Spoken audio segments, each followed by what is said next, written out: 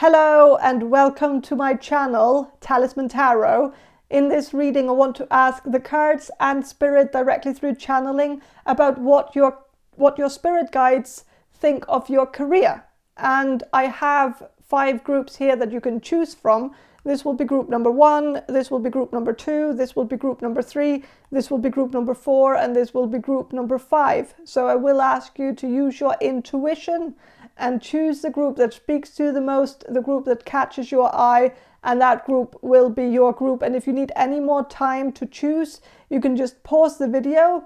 But if you don't need any more time, then just head down to the description box below and find the timestamp for your particular group and click on that, and your reading should appear in front of you.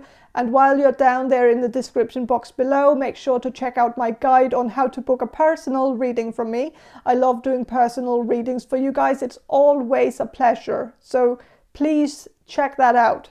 But let's focus on this reading right here. Choose your group and I'll see you in your reading.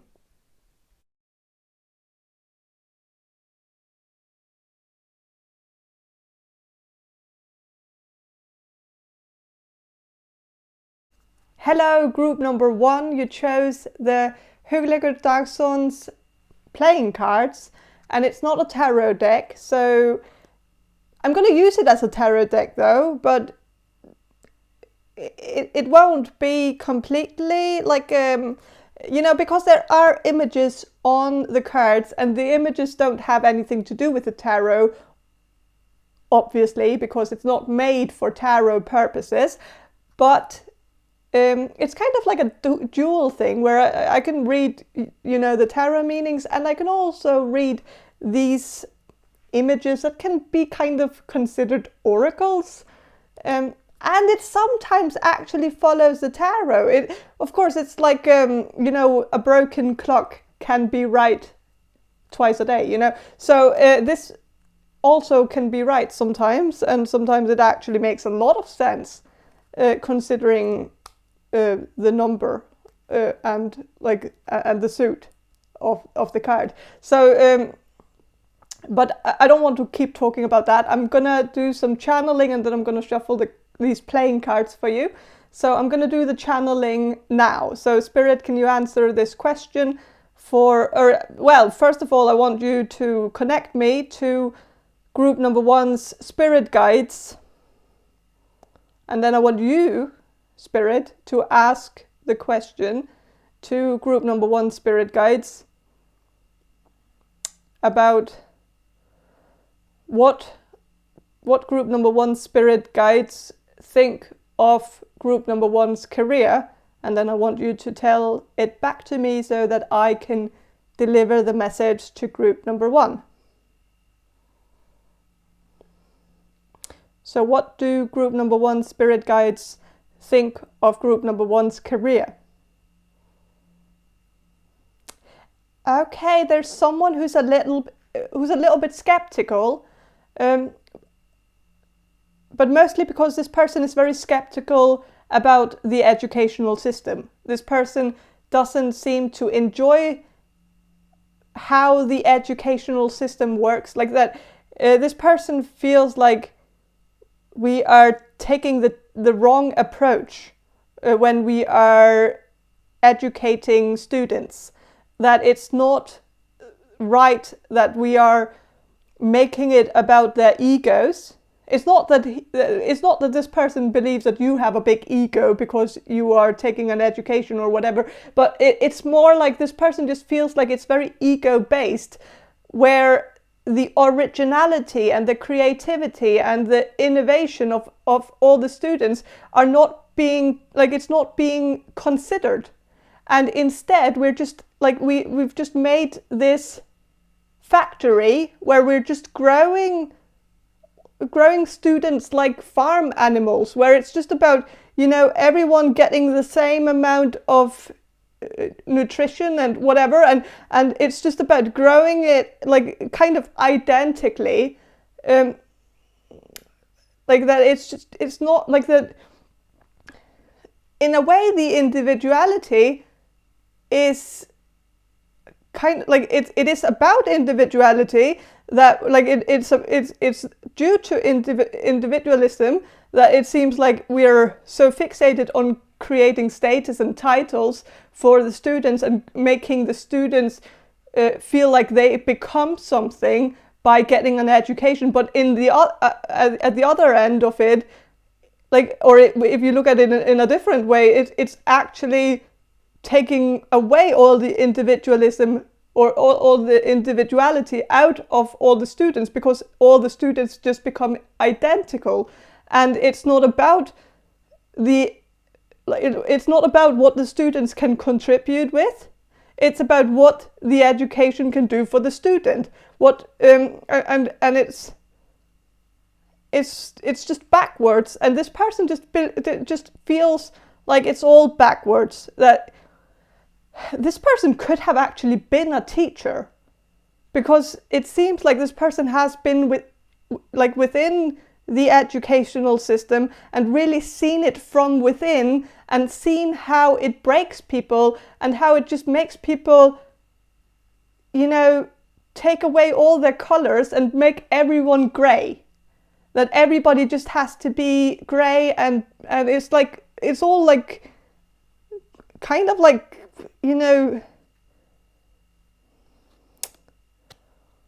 it's just, I don't know, like, but whatever it is, like, it just seems like this person has a strong opinion about the educational system and believes that, in a way, this person believes that you should have nothing to do with the educational system at all. Because, like, there's an idiom here that I'm not really sure. I don't know how to, like, how this translates, or I don't even know if I know the one, like, it's something about feathers. It's something about taking on, like using some, like, it's kind of like trying to, yeah, it's kind of like ego boosting. It's about, like, this is about, well, I don't know, like, it's something with feathers. I don't know what this is about, but what I'm getting at here is that this person wants you to do something where you can contribute, where you can take your originality, your very personal personality, like your individual power, and contribute and expand on the field and make it better. And that you should be allowed to do this, and that you're not allowed to do this in the educational system, because being original is just not something that is being favored in the educational system. And that this person just feels like that it's sad. And this person seems like someone who, well, it's someone who, I don't know if this is an ancestor of yours. I don't know if it's someone that you knew when this person was alive. I feel like there's something about a very, very strong, like, deodorant smell that I'm sensing here. I don't know if it's, like, I don't know what this is. Like, kind of Old Spice, I guess, Old Spice, or some other kind of strong scent that, like, spicy, but kind of not necessarily in a very,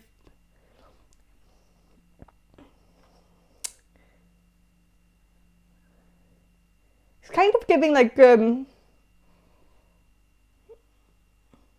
don't know, like,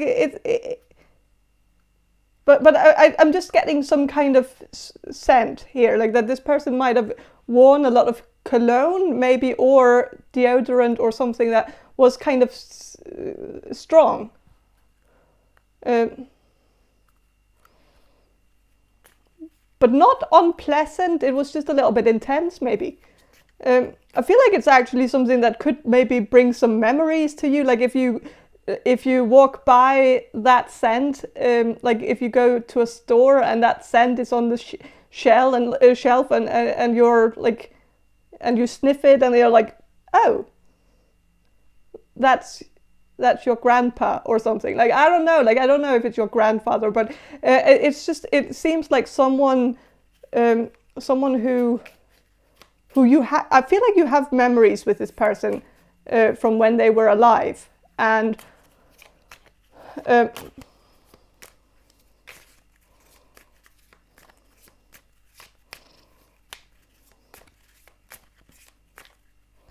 and this person sees you as something very special, and that you should not get broken by this anti-individualism, where it's about individualism, but it's like making everybody the same. Like, we're not supposed to all be the same. We're not all supposed to look the same, speak the same, or speak the same way, or like, we're all supposed to have our own unique expression, and we're all supposed to have our own unique ideas that have just as much room, or should have just as much value than someone who has had like some fancy education, and like that it shouldn't be about that. And sometimes,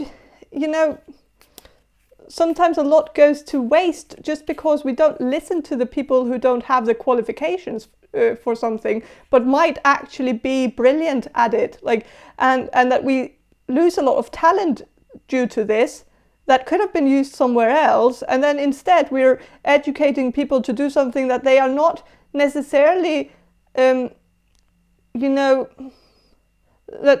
isn't maybe their specialty. And that's also where I'm going, where I'm kind of like, I'm getting some message here that this person might feel like you're not really following your intuition here. That it seems like this person wants you to do something else because it might, like, the thing that you're doing right now in your career, like this career choice that you made,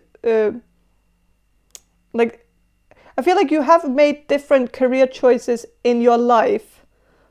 It's just the last one was wrong, or like not wrong, but it's just that it's somewhat like one of your spirit guides feels like it's wrong for you. You could be good at it, and you would maybe also, feel fine about working the job that you're getting educated to do. Or if you have already gone through the education and you're working right now, like it's okay, but it's just that I feel like there was another path that you kind of looked into it at some point, and maybe you were even considering going down that path, but then you changed your mind and probably did this instead, the thing that you're doing right now instead. And it was a gamble, and in a way I think you should have, or that could have been the gamble, or maybe you felt like this thing that you wanted to do, I don't know, it feels like it could have been something a little bit more creative, but maybe you felt like it would have been too much of a gamble, that it was better to take your safe choice, or or take your like have something to fall back on. And maybe not right now you're doing that thing that you would fall back on if the creative thing that you probably most want to do, if that fails, then you have this to fall back on. But I think this spirit guide wants you to just completely focus on that one thing, because when you focus on two things at once, then it's not going to be like, you're not going to be fully invested in either of them, and you might do both of them half-heartedly, obviously, because you would be doing both at once, and you can't wholeheartedly do two things at once. You only have one heart, and so it's just that I feel like your spirit guide thinks that you're focusing too much on your safe choice, and that nobody should focus so much on a safe choice. Like it's a safe choice for a reason. It's because you're not really passionate about this, or that's what this spirit guide believes, that you're not really in it for or that you're not doing this because it's something that interests you. You're doing it because you have to, that you have bills to pay. It's necessary to have a job in the future, like that, or if you have a job right now, it is about paying the bills. And I think this person also understands that, but maybe this person has, the mentality where this person is like, oh, everything is going to work itself out. Like, if you just make a choice, you're going to figure it out. You don't have to have all the answers now. You can find the answers as you go.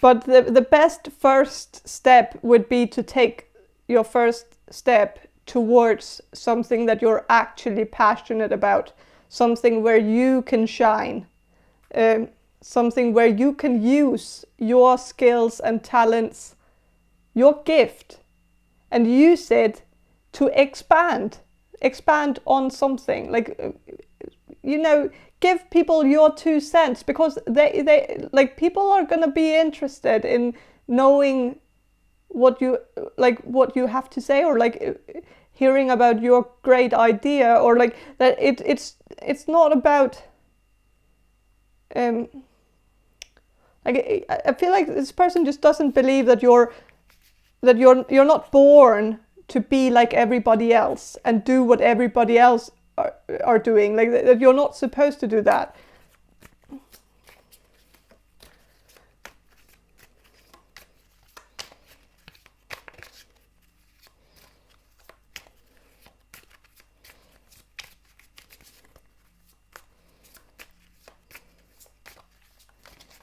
So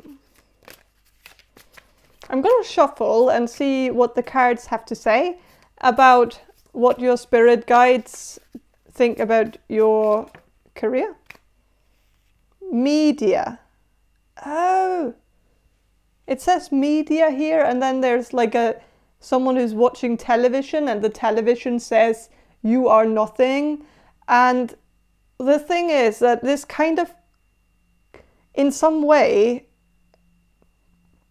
makes sense in order, like in what I just talked about, but also maybe it's a little bit of a stretch, but I feel like this person, because I feel like there's really a presence of one of your spirit guides that really wants to come through, because this person wants to tell you something. This person is very persistent. And so, yes, this person is probably going to be the one that I'm going to be channeling the most. I'm just going to say that. But, and it is a male figure, I think. Like, I'm really getting a masculine energy. It could be a woman, but a woman who has like a more masculine personality. But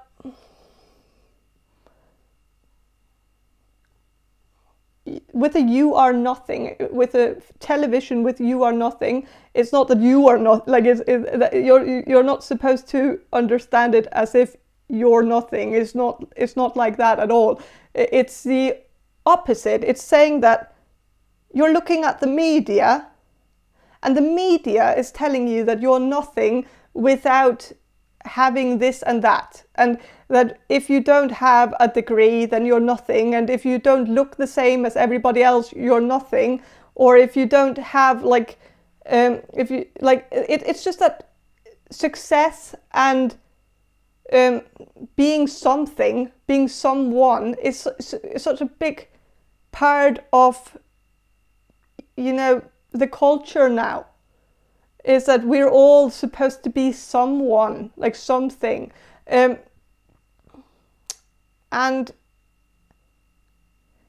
I feel like it's just that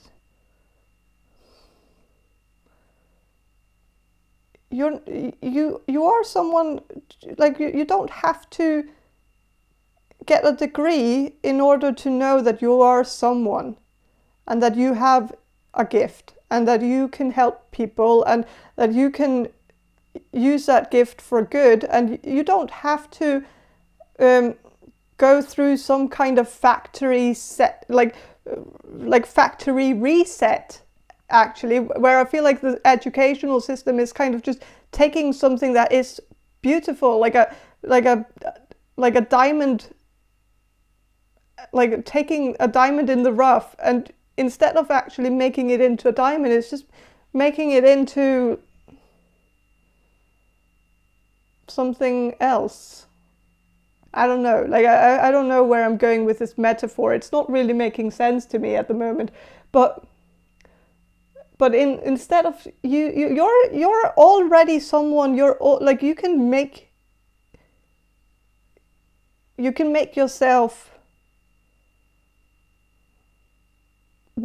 into whatever you want to be, and you have the power. You are the ruler of your own life, and you don't have to get validation from some kind of educational system in order to know that you're good at what you do, and that you can do something without if you want to be a writer, there's absolutely no point in taking a writer's class, because you can write without a writer's class. Like that shit is just money down the drain, and it can be helpful for some people. I'm not saying that it's not, but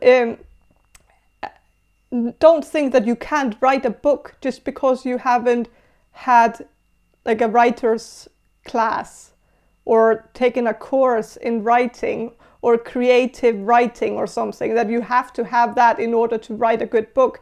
No, you don't. You have it already, like it's already inside you, the gift. So, and if you want to write music or play music, you don't have to get to the music academy or whatever. Like I don't know what it's called, but it's not. You don't have to. You don't have to, because you can just start writing music, and then compose something through like a program on the computer. And like I know it's like when I say it sounds simpler than it is, but usually it is quite simple, because we can all learn. We don't have to have anybody teach us how to do something. We can learn it on our own, and so you can do whatever you want to do, and don't feel like there's any limit to what you can do just because you feel like you don't have the means to make it happen, because you can't get the education for it, or like because it would be too expensive or something. Like but you can still find a way to do it anyways. So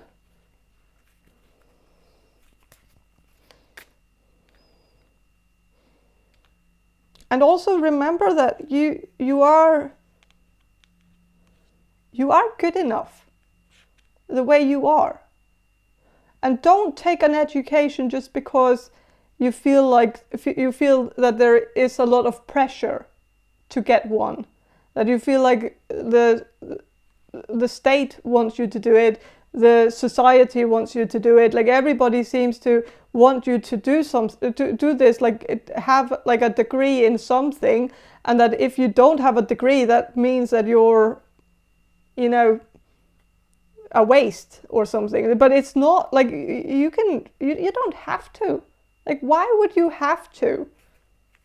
Like a lot of people have taken degrees like that they don't use, that they can't use because they can't actually get a job in whatever they studied for 5 or 6 years to do. Like that it's a lot of time wasted on something that is potentially a dead end. I'm not saying that what you're doing right now is a dead end, but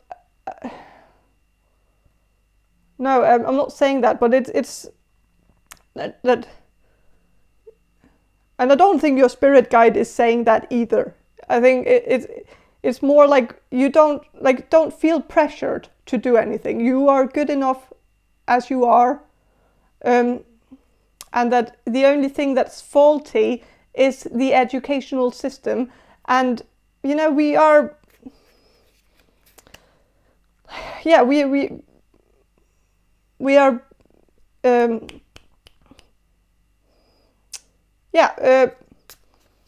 like we're graduating a lot of scientists, but the science is not expanding necessarily, not in the pace that it should be in like when you consider how many are actually graduating, and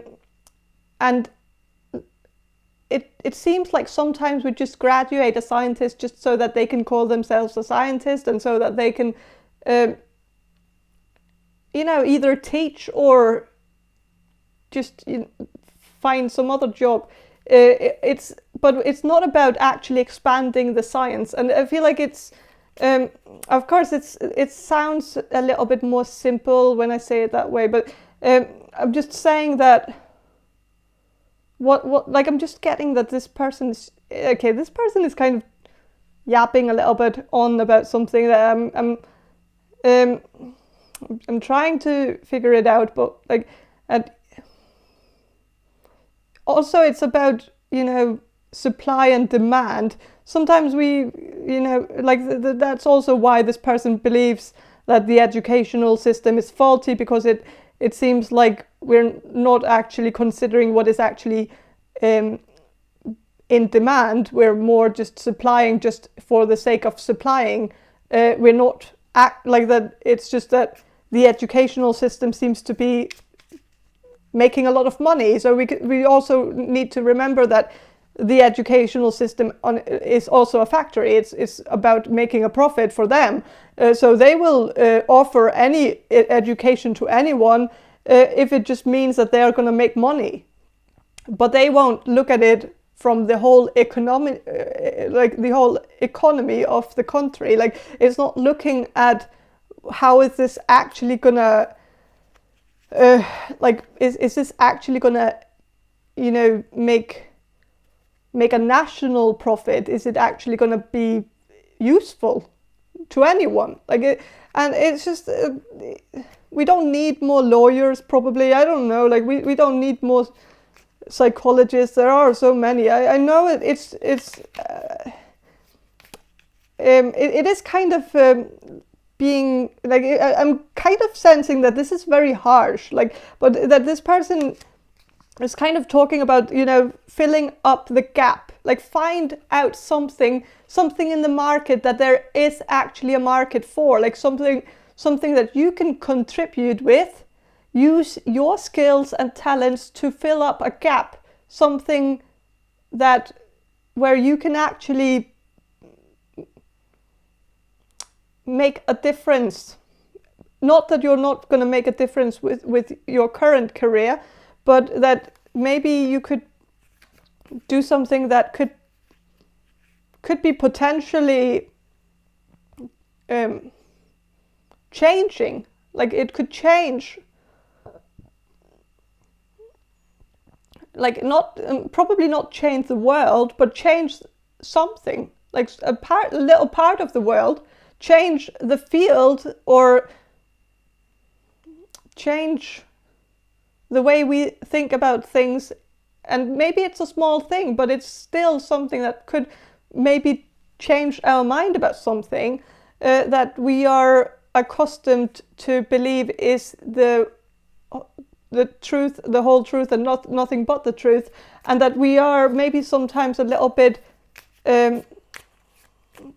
biased out of indoctrination, like indoctrinational bias, where we believe that some things are not changeable, just because we have never experienced a world without it. So we can't really imagine how it would be to not do something that we usually always do, and has been doing for generations. So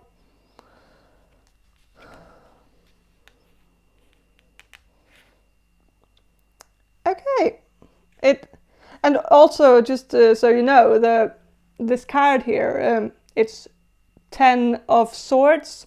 So I'm also sensing, you know, that it is also about how maybe this is like what you have chosen as a career right now. It's maybe breaking you already, that you're under a lot of pressure, that you are constantly performing, which is maybe not something that you are like naturally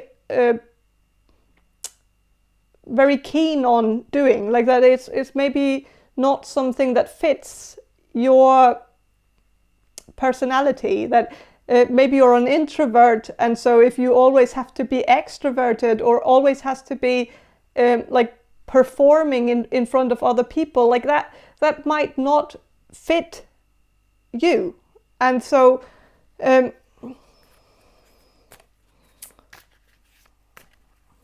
don't know. So with the card says fuck, and it's reversed. So you're not fucked here. Like that's maybe one thing. There's also a pregnant woman here, but she's reversed. So she's not pregnant, because it's the opposite of, well, it is not the opposite necessarily. It's just someone who's not pregnant. So this could also be that, like that you're not fucked in terms of you're not getting laid because you're focusing so much on your career. And that could also be something that your spirit guides believe, that's a little bit of a shame, that your career is maybe getting in the way of you forming a family. So that could also be that. Yeah.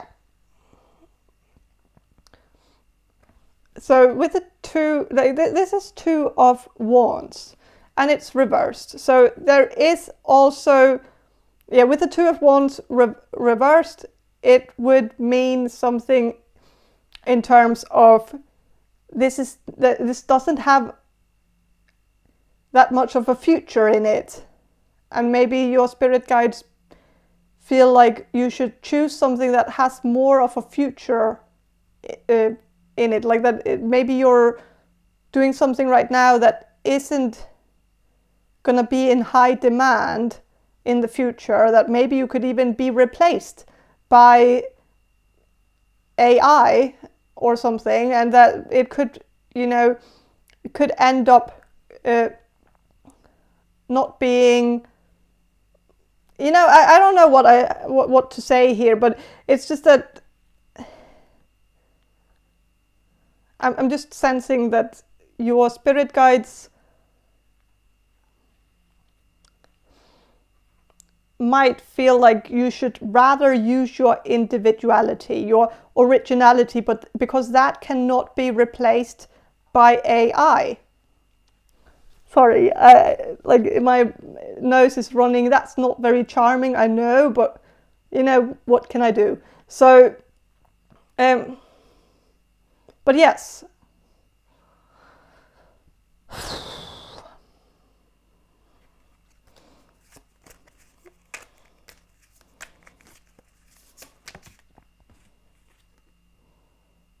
Okay, with them, and this is like, I'm not gonna go with the imagery because I don't really get it, but well, it's like it says the mighty Bjorn bar. I don't know, like I absolutely don't know. It's just a Like it's a man with a sword and a kitty here, so it's someone who's running after a kitty with a sword. I guess it's reversed, so maybe you shouldn't be chasing something smaller than you, because you should be chasing something bigger than you. That right now you're chasing something smaller, something that isn't actually living up to your potential, because right now you're just choosing your safe choice, and it's too small. It's too tiny, and it's not really a fair fight, because you're maybe also taking away something from people who, like, you're not actually taking away something from people, I know that, but you know, there might be some people who actually feel like this thing this dream that you're chasing right now in your career, it might be very big for them, but it's very small for you, because you have higher potential, and so your higher potential is getting neglected by this, but you're also taking the spot from someone where their highest potential is actually this. So that is the absolute maximum of what they can achieve. So for them, that's the biggest dream possible, but you can dream bigger, because you have potential to do something extraordinary. So don't settle for anything less than you deserve. But this is also King of Swords reversed. So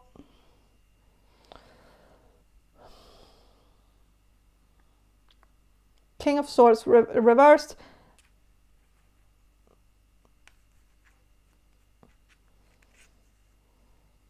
I think your spirit guides believe that what you have chosen now, it's like you're not using all your brain power for this. This is a little bit too easy, even though it's stressing you out, because you have all these deadlines and probably have a lot that you have to read, and a lot, or I don't know, but if you have a lot to read, but it just seems like you have a lot on your plate, but you have a lot of something that you're doing rather easily, but it's still the amount of work that you put into this. It kind of seems like Sisyphus work, because it's like it's pointless. You're just, you know, you're just pushing that rock up the hill, and there's really no actual purpose. And maybe you feel like there's a lot of purpose in this, that you're actually doing something that you believe is the right thing to do, and also helping people, and like I understand that, but it seems like one of your spirit guides is persistent in telling you that, you know, that it would have been better if you had followed your heart, because then you would be maybe choosing the thing that is like that you're good at, instead of the thing that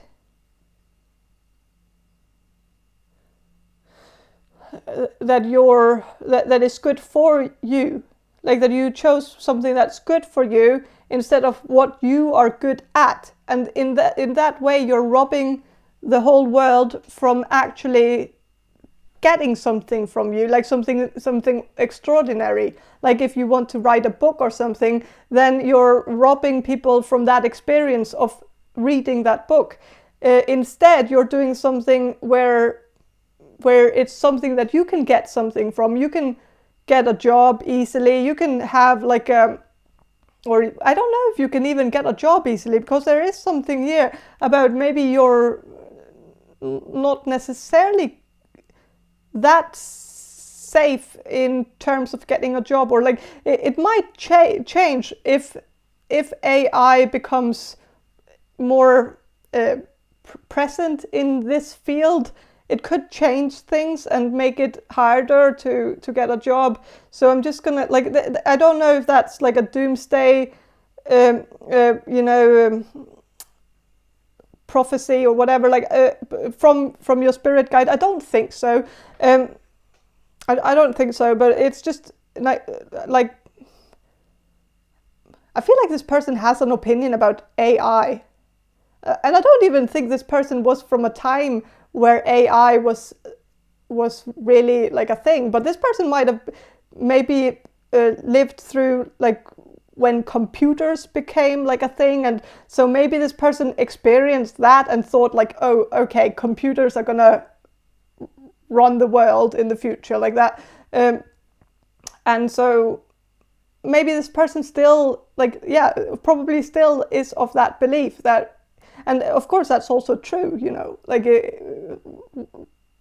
obviously that things are only headed one way, like so we are heading towards more AI, sadly. So I don't know. It's very negative, but this person is also just this person is very skeptical. This person is like a very original thinker and very, very bright, a very smart person. This person can have some, you know, some extreme opinions that can throw people off a little bit, especially because they tend to be rather pessimistic of the future. I don't know, like I would think that would change a little bit when you pass over, but I think we tend to have our personality traits rather intact. So I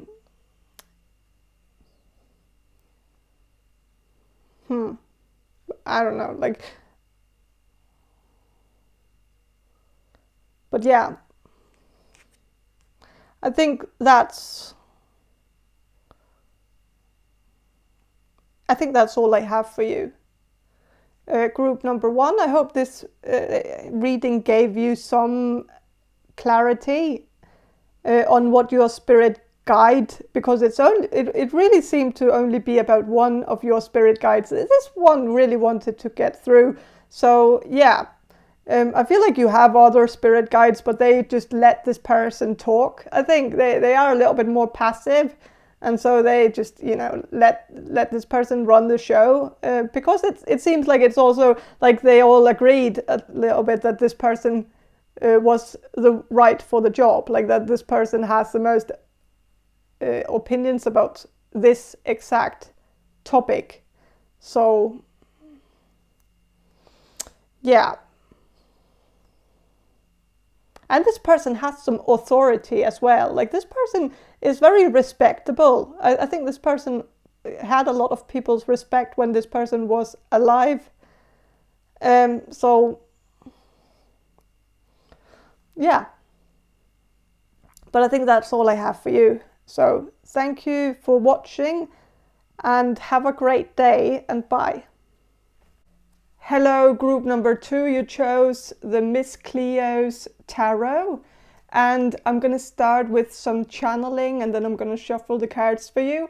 So I'm going to do the channeling now. So Spirit, can you connect to group number 2's spirit guides and ask group number 2's spirit guides what they think about group number 2's career?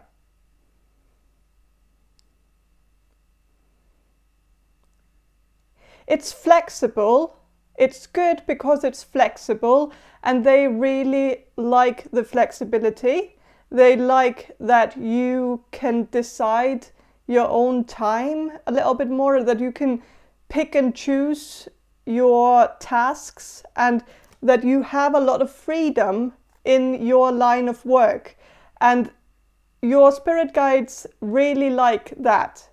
And it seems like this is what they emphasize, because I feel like your spirit guides, they might be your ancestors, or some of them might be your ancestors, and I feel like you come from a bloodline of of people who were very family oriented, or at least they wanted to be.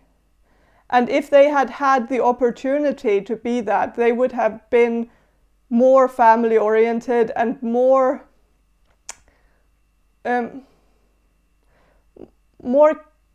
child friendly, which they might not always have been. Like in your bloodline, there was room for the children, but maybe there wasn't a lot of presence around the children, even though the grown-ups, the parents, they wanted to be. But it seems like maybe their work or something, it made it hard for them to balance their work-life balance, like that they had a hard time making it all harmonize in a way where people could all feel seen and feel heard. And like I feel like they just see that now you are breaking out of this vicious cycle that has been going on for generations, where it's like in the heart, your whole bloodline always wanted to just be with their family. That was their core wish. If they could have chosen a different life for themselves, they would have chosen a life that you have chosen now, like the career that you have chosen now, because it seems like they're just emphasizing that it's so nice, that it must be so nice to be able to have this much freedom in your work. So I don't know if you work from home, but if you do, I feel like your spirit guides, they really like this. They think this is perfect for you, that this is going to be so good also in the future. I don't know if you have children now, but your spirit guides, like even if you have children now, then they think this is perfect for you. This is so good for your children. It's so good for your family that you have this flexible job. But also, if you don't have children, your spirit guides can really see how in the future this is just all gonna harmonize. It's all gonna make sense. Everything is gonna align perfectly, because you have chosen this path that gives you so much freedom to do family stuff with your family, like play with the children, take the children out to do something like that. It's really giving like the frame, like it's a frame for a good life, and you have created that. It's so they want you to pat yourself on the back, because they feel like you have done the right thing here, like you have chosen the right career and that it's perfect.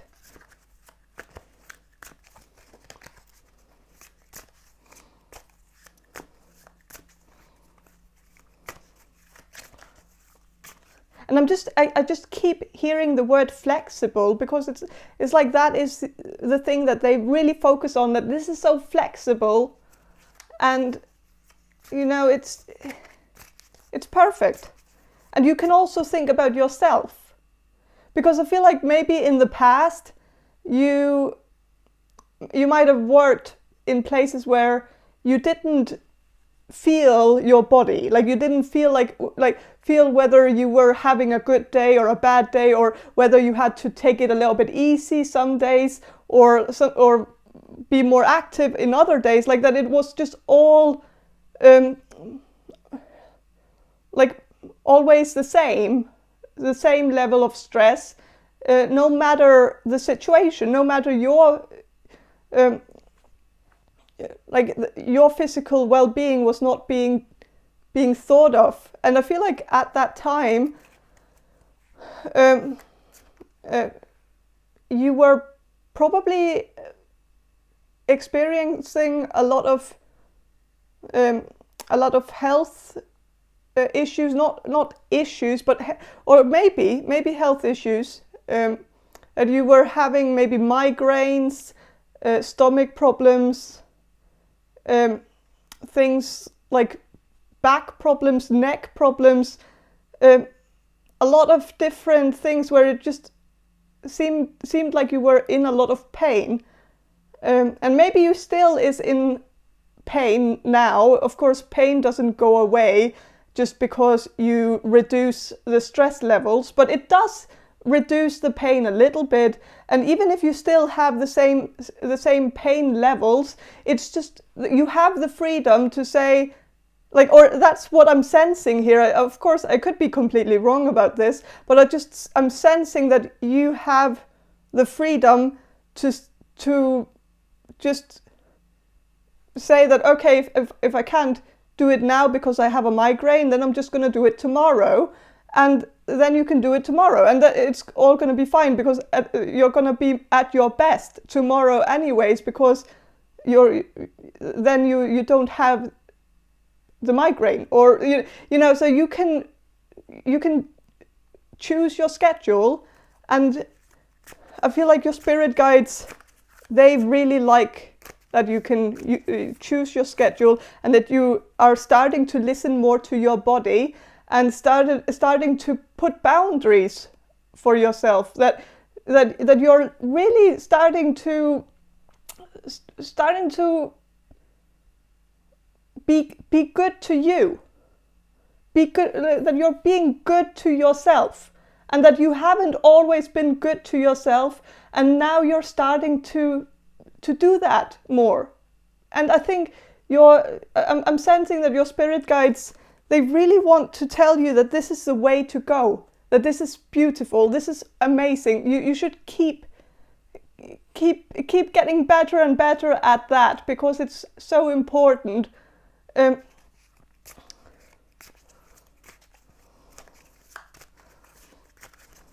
So I'm going to shuffle and see what I'm going to ask your spirit guides to use the cards to deliver more messages about what they think of your career.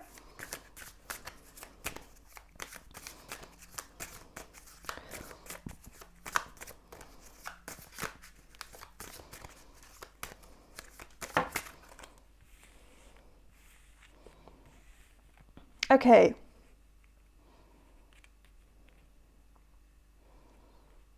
Nine of Pentacles, but it's reversed. So, of course, right now you might not be financially at a place where you are comfortable, or I don't know, but maybe I'm sensing that at this moment you are, I don't think you're struggling, but you're maybe not really at the point where you want to be, and you're maybe moving towards making more money, but or maybe you're content with what you're making right now. I don't know, but I'm sensing that financially you're maybe not thriving, but I am sensing that your spirit guides want you to know that if you just keep going, it's gonna work itself out. You're gonna get financial freedom, even if you are content with your situation right now. I'm sensing that it's gonna get better anyways.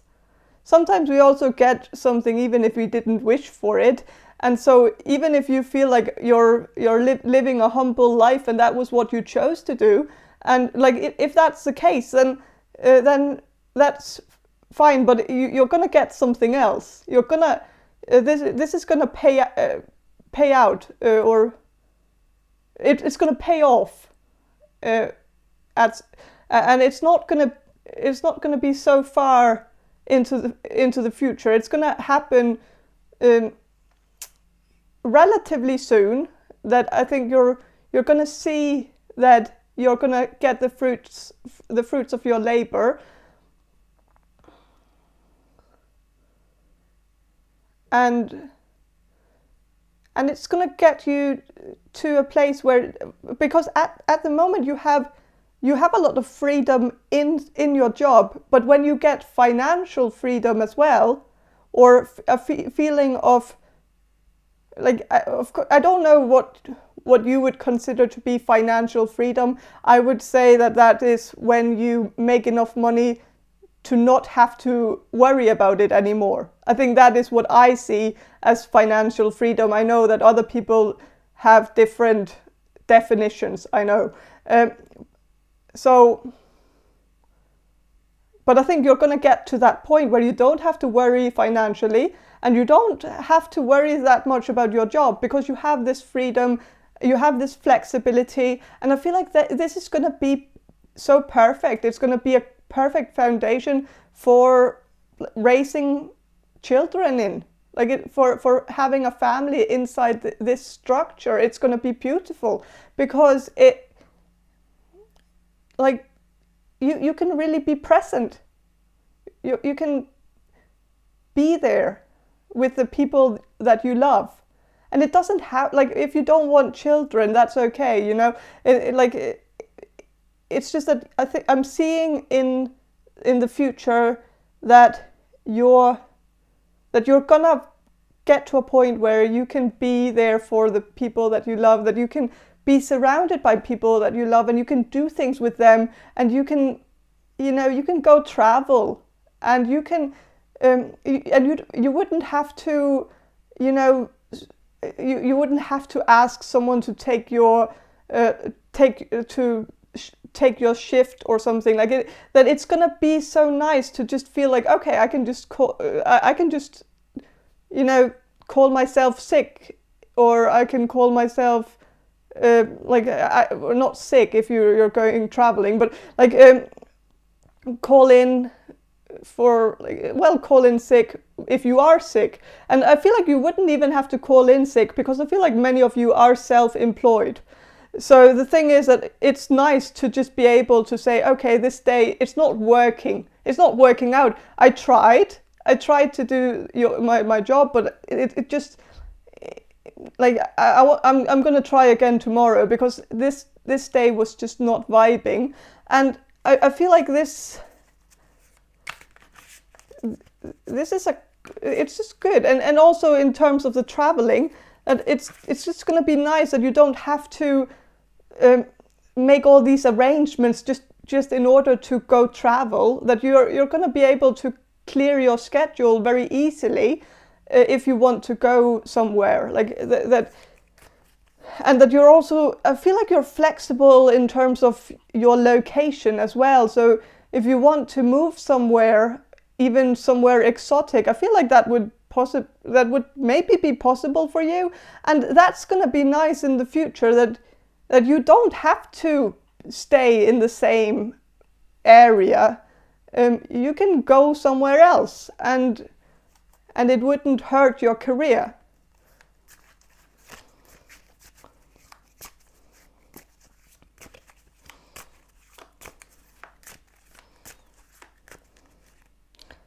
So with the 10 of Cups, it really is a very good career to raise children in. It's a very good career for a family. So it's a very good foundation for a family.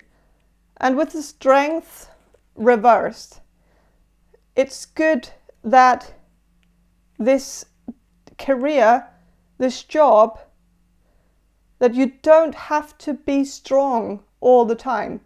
That this is something where I don't know if you might, like, I feel like some of you could have like a chronic illness or something, which would make this line of work very perfect for you, because I feel like the flexibility makes it as if, as if you can work like that. It is kind of like working on the same terms as everybody else because of the flexibility, but everybody else, they have more consistency in their everyday life. They wake up kind of feeling the same every morning, but someone with a chronic illness wakes up very different. Like it's very different. Like, every day is very different. Some days are shit and other days are perfectly okay. But like it varies so much that that the flexibility is needed in order to feel normal, in order to feel like you can actually work on the same terms as everybody else. And I feel like you've managed to find a career where this is being considered. Maybe by you if you're self-employed, but at least it's being considered, and that it's really, I'm just getting a lot of recognition from your spirit guides to you that this is perfect. And they're not so much talking about what you do, but they are talking about the flexibility and the freedom of this line of work, and that they root for you, and they feel like it's not really about what you do, it's how you feel. And that is what your spirit guides are mostly focusing on, that it has to make you feel good. They don't care what you do. Like, they don't care if it's like, I know it's like, they don't, like, in a way, I don't know if that's a good thing or a bad thing, but it is in this context, I feel like it's a good thing, because like you could be, it doesn't matter what you, like, they don't care. Even if you do tarot on YouTube, and even if your ancestors, who seem to be your spirit guides here, even if they were highly religious people, Christians or Catholics, or, you know, that's the same, but some other religious background, I don't know, like, they still, they don't care what if you do tarot. It's fine. They don't mind. They just, the only thing they care about is that you feel good, that you are being taken care of. And if no one is doing it, then they want to make damn sure that you do it to yourself, that you take care of yourself. And they are perfectly on board with you doing something a little bit alternative. They don't mind. They're not so conservative after they passed over. It seems like it has made them a little bit less founded in in some of their more, some of their hatred towards certain things that they probably had an opinion about when they were alive. But now like they don't mind, and they just want you to be happy, and they feel like you're becoming more and more happy, and they really like that, and they can see that. They can see it in your eyes. They can see that you are lighting up, and they feel like it's because of this line of work, that it's giving you this feeling of being normal, of being able to do it, where you feel like it's not too much of a burden, that you don't have to fit some kind of box in order to do this job, that it is flexible.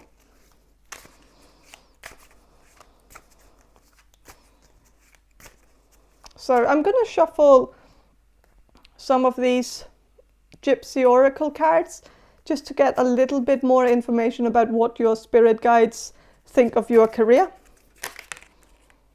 Scholar. So they see you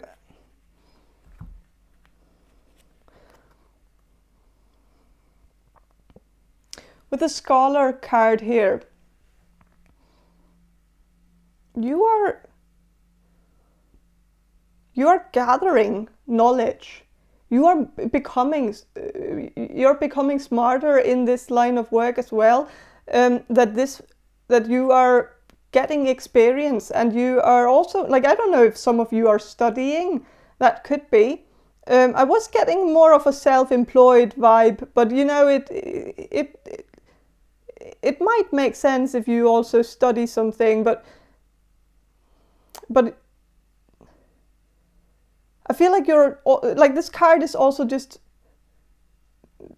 telling me that your spirit guides want you to know that you are very smart, you're very knowledgeable, you have a lot to share with the world, and that you are doing that, possibly. I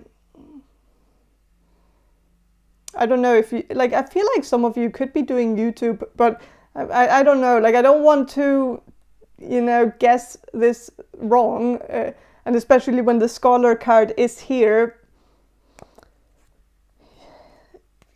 But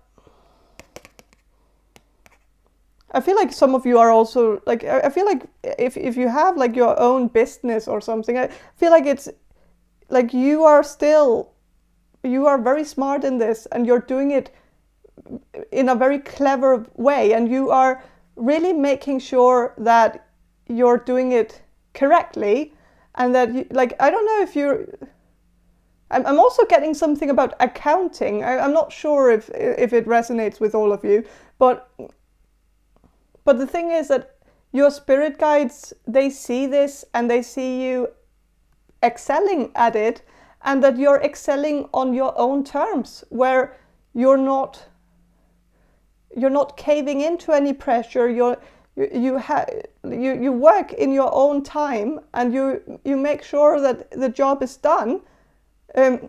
But you decide your hours, you decide when you do it, and I feel like this freedom is just good for you, and it makes you very, very good at your job, because you can choose when you're most effective, when you are like most alert, when you're most active. Like, you can choose the hours of the day where it fits perfectly for you, and yeah.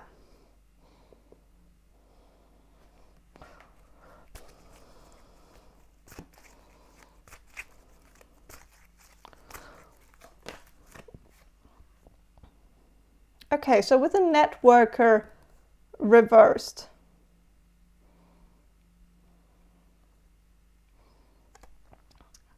well, maybe you're not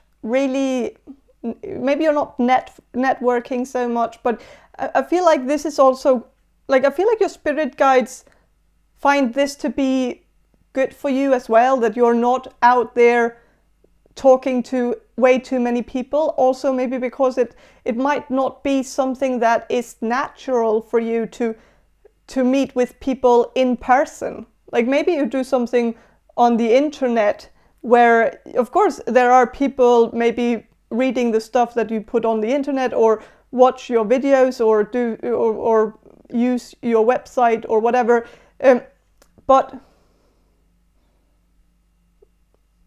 it's different when you have to meet people face to face in real life, and be in a crowd with a lot of people. Like, I don't know, like, I feel like maybe you're an introvert, and so maybe a line of work that would be like too extroverted would be very stressful. Like, and so I think it's good that you are not in an extroverted field, that you have chosen something where you can be a little bit in the background, where you don't have to always be networking with a lot of people and talking to people and promoting something to others. That you can promote things, maybe, like, if you are promoting something, which I'm not sensing that the majority of you are promoting anything, but like, if you are promoting something, I feel like you can do it behind the scenes, do it where you don't have to directly meet up with people, like, where you can do it, you know, in writing or something. So I feel like it's good. I feel like it's good that you're able to work a little bit more from home, be in the safety of your own house or your own home.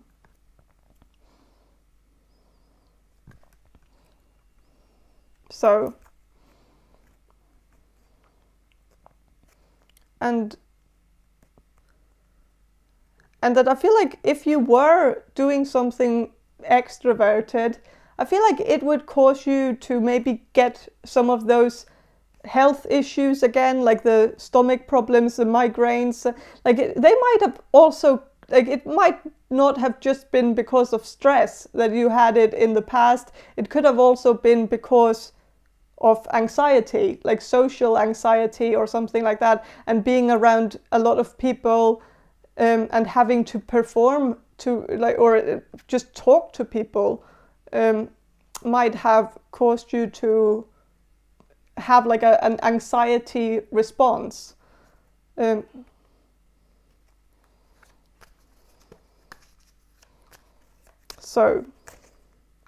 I feel like your spirit guides are applauding you for listening to yourself, listening to your body, and choosing something that is more you, and not trying to fit into some kind of box that you're not supposed to fit into. Like, you don't have to be extroverted if you're an introvert.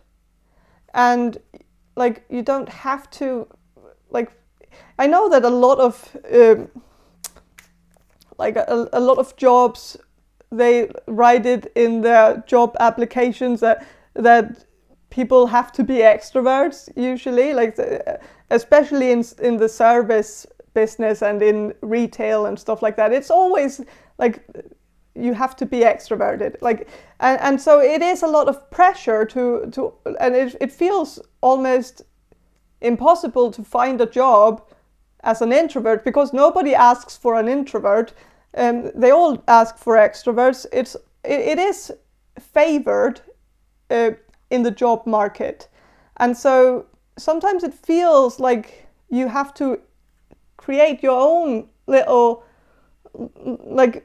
field, or like you have to create your own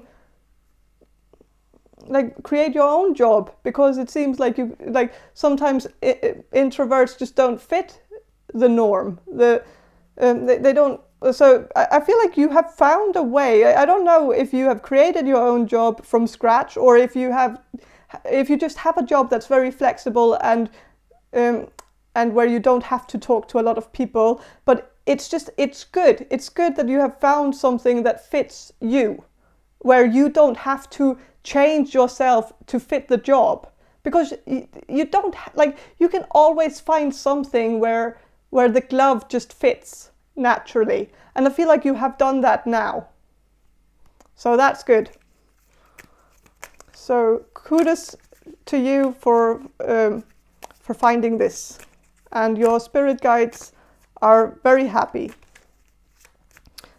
and they feel like you have also listened to them, which is good, because they wanted you to do something like this all along. They didn't like to see you suffer when you were trying to be someone that you were not, even though that was not your intention. But since that is the pressure of the job market, where you have to try to play a role that just doesn't fit you because you just need a job, but they are happy that you're finding something that is genuinely you, where you can be your authentic self, and that's beautiful.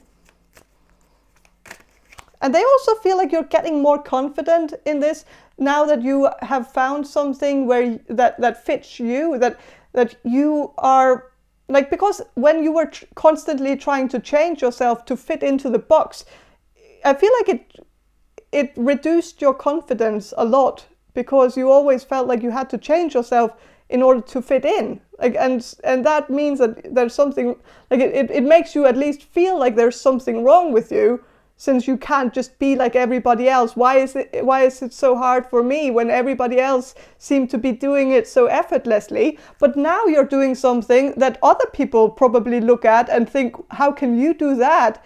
And they are in awe of you for doing this, because they look at it and they think like that it would never be something they could do. So it's all about finding that thing that is natural and feels normal for you, and where you don't have to constantly change who you are. And it's good. So yeah, I think that's all I have for you. I feel like your spirit guides are happy, and yeah, that's all you need to know. So I'm going to end the reading here. So thank you for watching, and have a great day, and bye. Hello, group number 3. You chose the Vision Quest Tarot deck, and I'm going to start with some channeling, and then I'm going to shuffle the cards for you. So I'm going to do the channeling now. So Spirit, can you connect to group number 3's spirit guides and ask them what they think of group number 3's career? Okay. They think you are too original for the line of work that you have chosen. That this career that you have chosen for yourself, it's too mundane. It doesn't fit you because you are unique. You are original. You're a free thinker. You're an independent thinker. You can come up with such creative solutions to problems that nobody else in the room would be able to think about. Like that you can really think about things that nobody has ever thought of before. And so you need to use this, because that is your superpower. It's your originality. And it seems that your originality is not being favored in the line of work that you have chosen for yourself, and your spirit guides are not happy about that. They feel like it's almost as if it's an inconvenience whenever you are being original, whenever you come up with a creative solution to something, like that. Every time you think outside the box, it's like it's being shot down by the people around you, or like or either your coworkers or your boss or someone like that. It just seems like they just want you to conform to some standard, where everything just has to be standardized, and where it's almost like, you know, like it's just, it seems like, well, I'm just sensing that your spirit guides are not happy. They're not happy that your superpower is not being used. And I feel like I feel like you have more than one spirit guide. I feel like you have plenty of spirit guides. I feel like many of them are within your bloodline, so they are your ancestors. But I'm also sensing that there is at least one person here who is outside your bloodline, but someone who has tagged along because this person saw something in you that they saw in themselves when they were, like, in their lifetime, they were the same way as you, and they felt maybe slightly misunderstood in their lifetime, and so they feel like maybe if they guide you, it's going to maybe be easier for you to be different, because I don't know, this person just, I feel like this person was, I can't really pinpoint who this person is, but it's just someone who is not in your family, but someone who had a little bit of a peculiar way to think. And I don't know if you even know this person, or if it's just someone who has you know, seen something in you, even though this person doesn't have any connection to you whatsoever, but just sees you as someone who could do great things, and so this person wants to help you. So I feel like there is a consensus about you, and that is that you are very brilliant when you are original, when you are being yourself, when you do when you do that thing that you can do, where you can come up with something new, something fresh, something that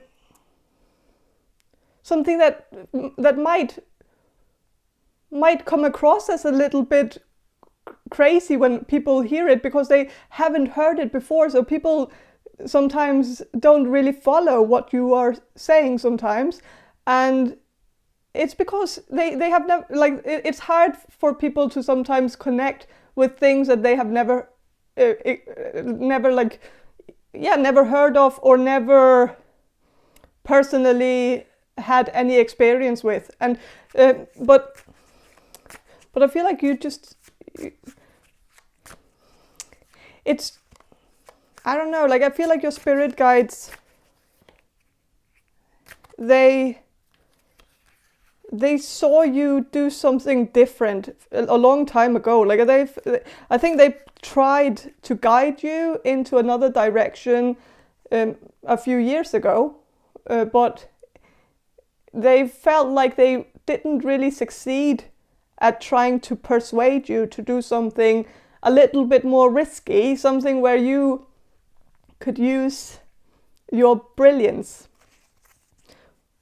And so I think they are just unhappy with the work environment that you are in, because they feel like you're not being inspired, because every time you get like a peak of inspiration, it's like it's not being favored, and it's not being preferred, and people don't really take it for what it is. And so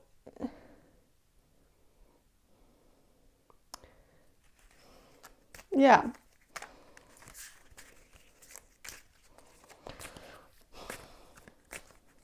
I feel like you come from a bloodline of people where I feel like your ancestors, they were free thinkers. They were independent thinkers. They had a lot of ideas that were also ahead of their time. And they were ahead of their time. Like, they thought of things before, like maybe even 100 years before it actually became a thing. Then they had already, pictured it, envisioned it. Like, they had maybe a level of foresight, and maybe you have a level of foresight as well, that you are able to see a little glimpse of the future, and so that's also a part of your brilliance. So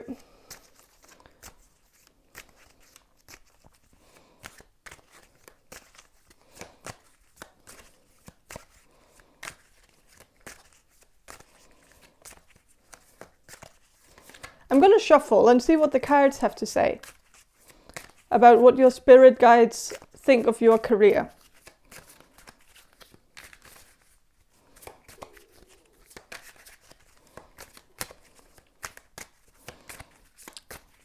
What do your spirit guides think of your career? Ace of Fire, which is Ace of Wands. So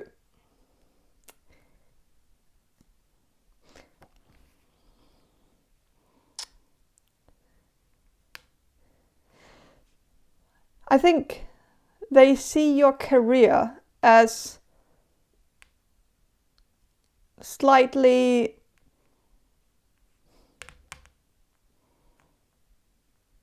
they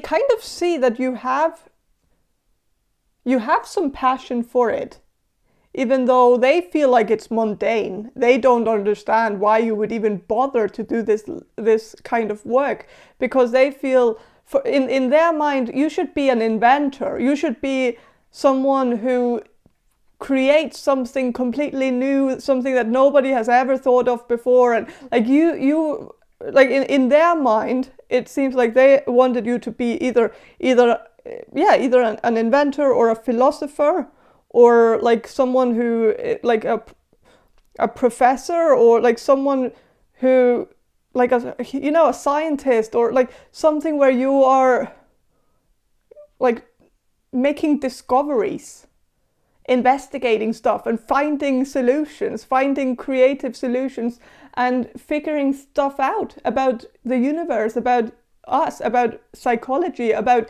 the way that we live, the way that we perceive the world, that you were supposed to expand on our knowledge and give people something new to think about, new to talk about, like that you, like that's what they had in mind, and that's big, you know. So of course that's a lot to ask for, but they see that you're actually rather passionate about your career.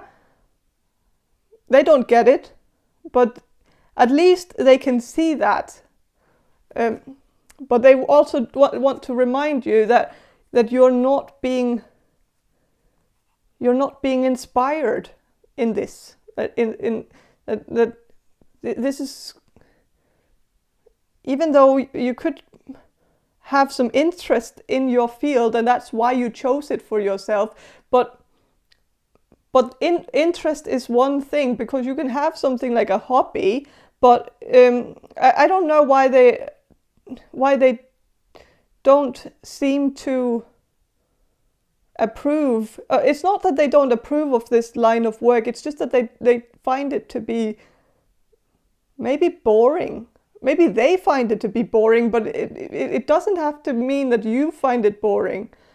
But they feel like it's always the same thing over and over again, and that there's no actual development. It's just always the same thing.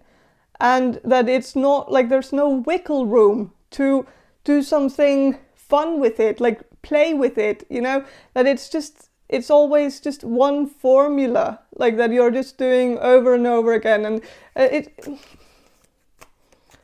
that they want to change, like they at least want you to change something about it, change the format, change something, maybe change, like if you are invested in the career that you have right now, in the line of work that you have chosen for yourself, it's fine, but try to make some variation within it. If you, like, you can't just do the same thing over and over again. You need to, either, like if you have a job within, I don't know, like anything, like it could be anything. It's very different for all of you. So I'm just going to go with an example.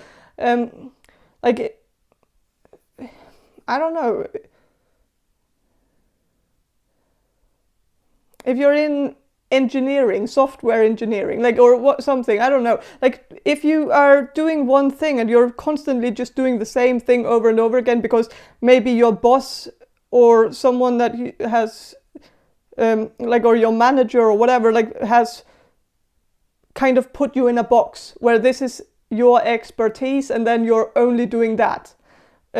You could still try to get, like, to maybe cross over to something else, like another field within your expertise, but like just try to get some variation in this, because I feel like your spirit guides are getting a little bit bored with this. Of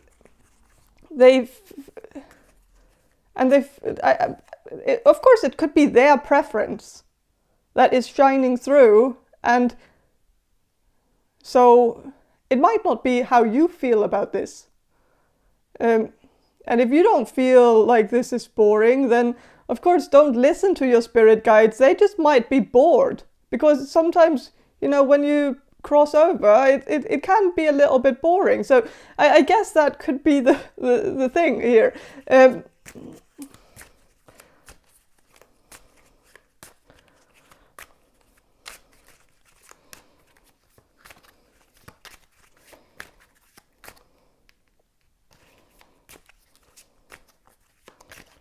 So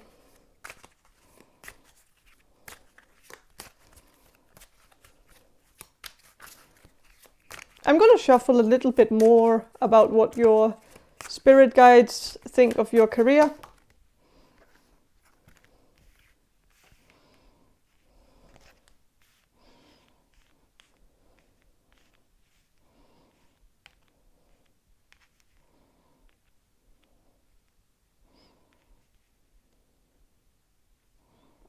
with the Father of Fire, this is King of Wands.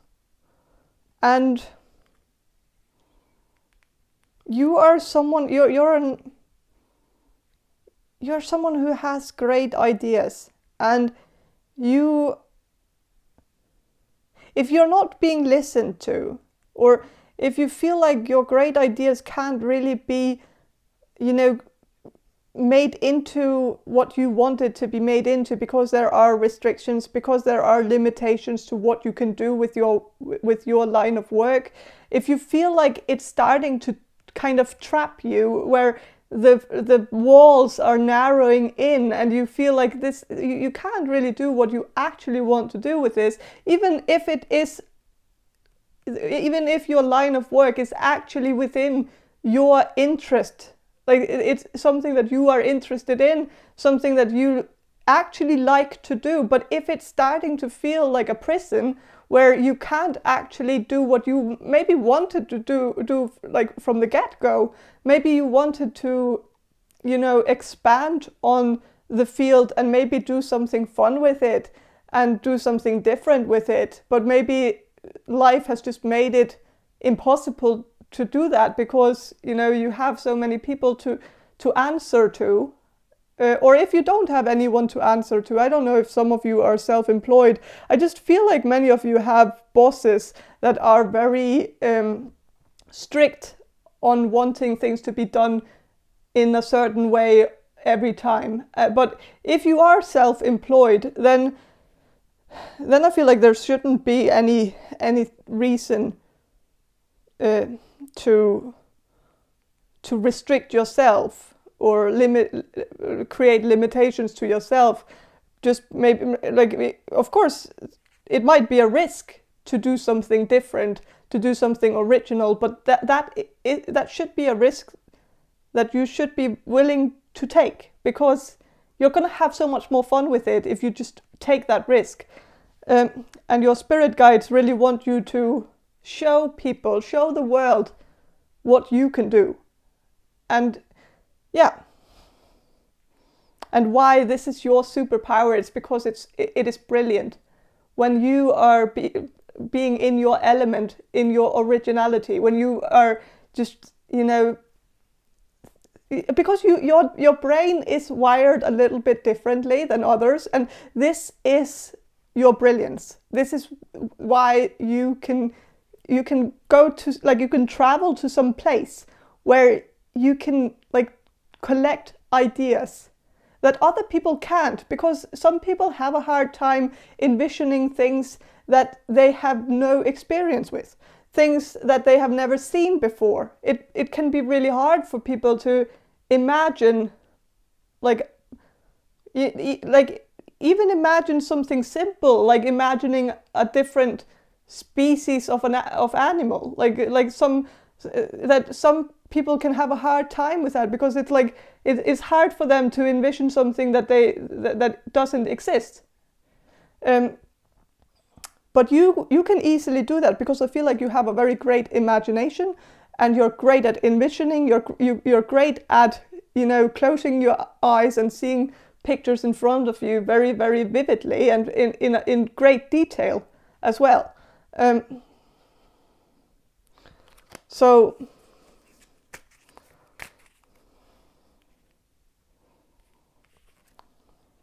with the Four of Water reversed, it says abundance, and it's reversed. Actually, I'm going to read it as the usual, as I usually would with the tarot, and then I would read it maybe a little bit differently, because to me it's not abundance.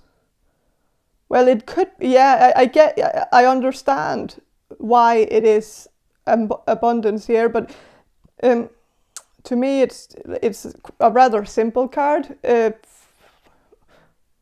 but so I have a very simplistic meaning of the card, but that is that when it's upright, it's no. when it's reversed, it's yes. And it's saying yes. And I feel like this is about saying yes. It's about being a yes sayer, like a yes man. And this is what your spirit guides think of you within your career. They think of you as a yes man, someone who just says yes to everything. Like that you have to be more keen on saying no, and have the balls to say no. To say no to certain things that you don't believe in, or things that you feel is not actually something that you feel good about doing. And then, take the risk to say no to certain jobs or certain tasks, and then have the balls to also suggest doing things differently, coming up with different solutions, different ways to do things, and stand by them. Even if you meet opposition by doing this, stand by it anyways and try to keep it that way. Of course, it can have a backlash, I know, but at least you would know that you followed your intuition and you followed what you believe in. And of course, of course, when you are working, especially when you are working for someone, you always have to, you have to follow their orders to some degree. But if you don't agree with what they do, or don't agree with the way they do it, it's okay to just say something about it, because I feel like you're maybe being a little bit of a people pleaser, where you're just agreeing on things, just maybe also to stay friends with the boss, or like that you don't want to be on the bad side of someone, that you don't want to piss anyone off, so you just agree with what they have to say. And even if you don't actually agree with it, but it might be a better solution to just speak your mind, because you have a very sharp mind, you're very brilliant, and you see things very clearly. And so sometimes you might be able to see a problem that nobody else can see at the time, because it's not visible for them to see that this is actually a problem. But you can see it beforehand, because you have a level of foresight, and since you have foresight, you have a little bit of a duty to use it especially when you know that things are gonna go terribly wrong if you just let someone do whatever they are doing, like whatever they think they're like. If they think they're doing the right thing and they're doing the wrong thing, you don't just wait until until they fuck it up like that. Then it's too late. Use your foresight. Even if you get some enemies along the way, it doesn't matter, because at the end of the day, you can pat yourself on the back and tell yourself that you made sure that a disaster didn't happen. And so it doesn't matter if anybody else will, pat you on the back for it. You can pat yourself on the back. So with the grandmother card, I feel like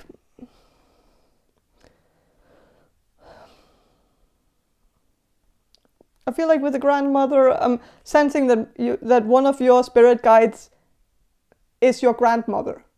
So your grandmother is a strong presence, and she would want you. I don't know. Like, of course, if some of you don't actually have a grandmother who has passed away, I feel like most of you do. But of course, if you don't, then this can be a great grandmother. But it's the feeling I'm getting from the card is that this person wants this. It's kind of funny, because usually when I get like a grandmother energy, it's kind of like this. a little bit like a nurturing energy, like someone who just wants you to be happy and like you should just feel good and stuff. But it's not really the case here. It's more like you need to be extraordinary. You need to show the world what you can do. You need to get out there, and you need to be brilliant and show the world that you're an intelligent person, that you're just really special. And so for you to do something that anyone could do, basically, I know it's not anyone could do it. It wouldn't. Of course, this sounds bad, but I think what your grandmother or great grandmother is trying to say here is it's just that you're extraordinary. You need to do something extraordinary, and leave the mundane jobs for the people who don't have other options. But of course, it's also that like I'm sensing that this person doesn't want you to leave this line of work completely. Not if you don't want to, because it's more that you need to either show some balls here and really dare to make a difference within your field, and dare to speak your mind, and dare to do things differently and force it through to make and then you could change the whole way that this field is working if you just point out the things that are not working and how to fix it, and how to make it more efficient, and how to make it easier, smoother, and make and if you have a solution to something, speak up about it.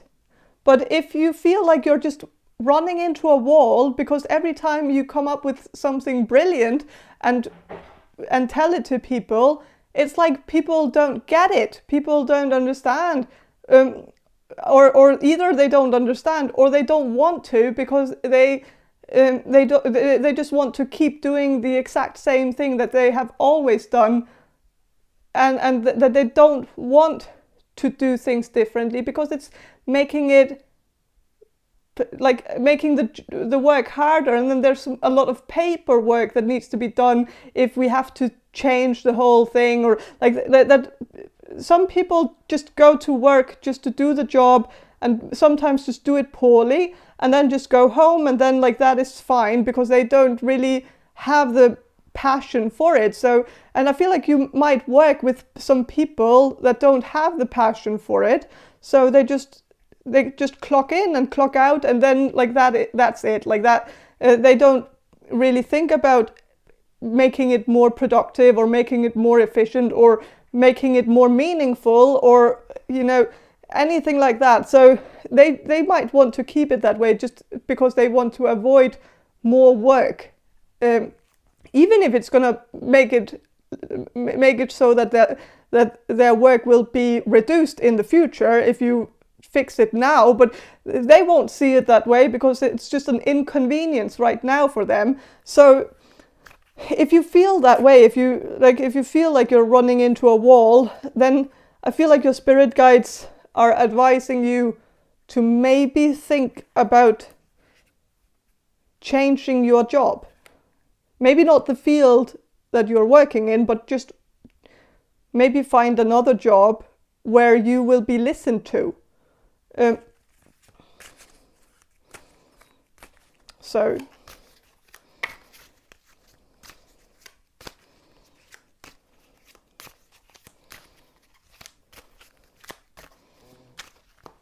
I'm going to shuffle some of these Gypsy Oracle cards just to get a little bit more information about what your spirit guides think of your career.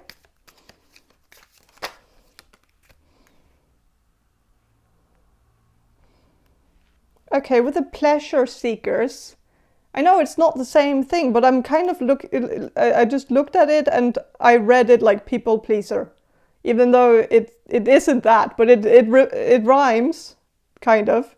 A pleasure seeker, people pleaser. I guess we could call that a rhyme. And so I'm kind of seeing that from the card. I don't know why, but of course it's probably because I was getting that before, so I might have been biased a little bit. But the pleasure seekers, but I feel like they think you are a people pleaser, but they also might think,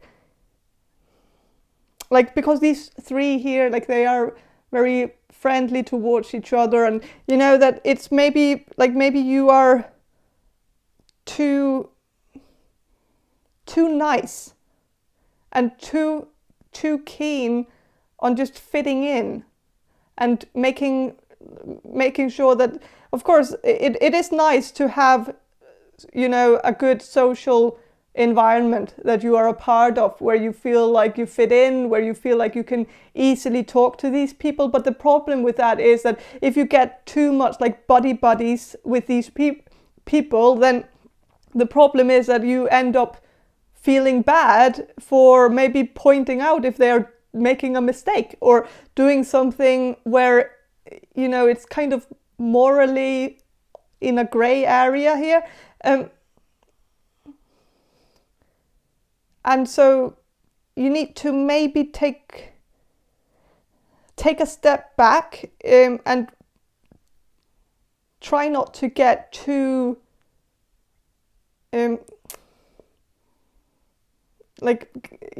try not to get too emotionally involved within the workplace, like where you feel like these people are starting to become your family, because it like, I know that's a great thing, like that's a great work environment, and that is what we should thrive for. But I feel like your spirit guides, they are very cutthroat, and they were never actually I feel like they never really fit in.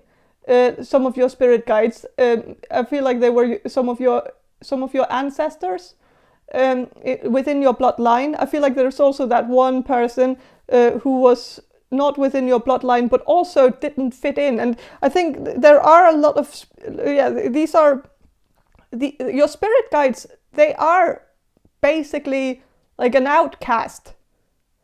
They were an outcast in their lifetime, and they never fit in because they were always an outsider. And so for them to see you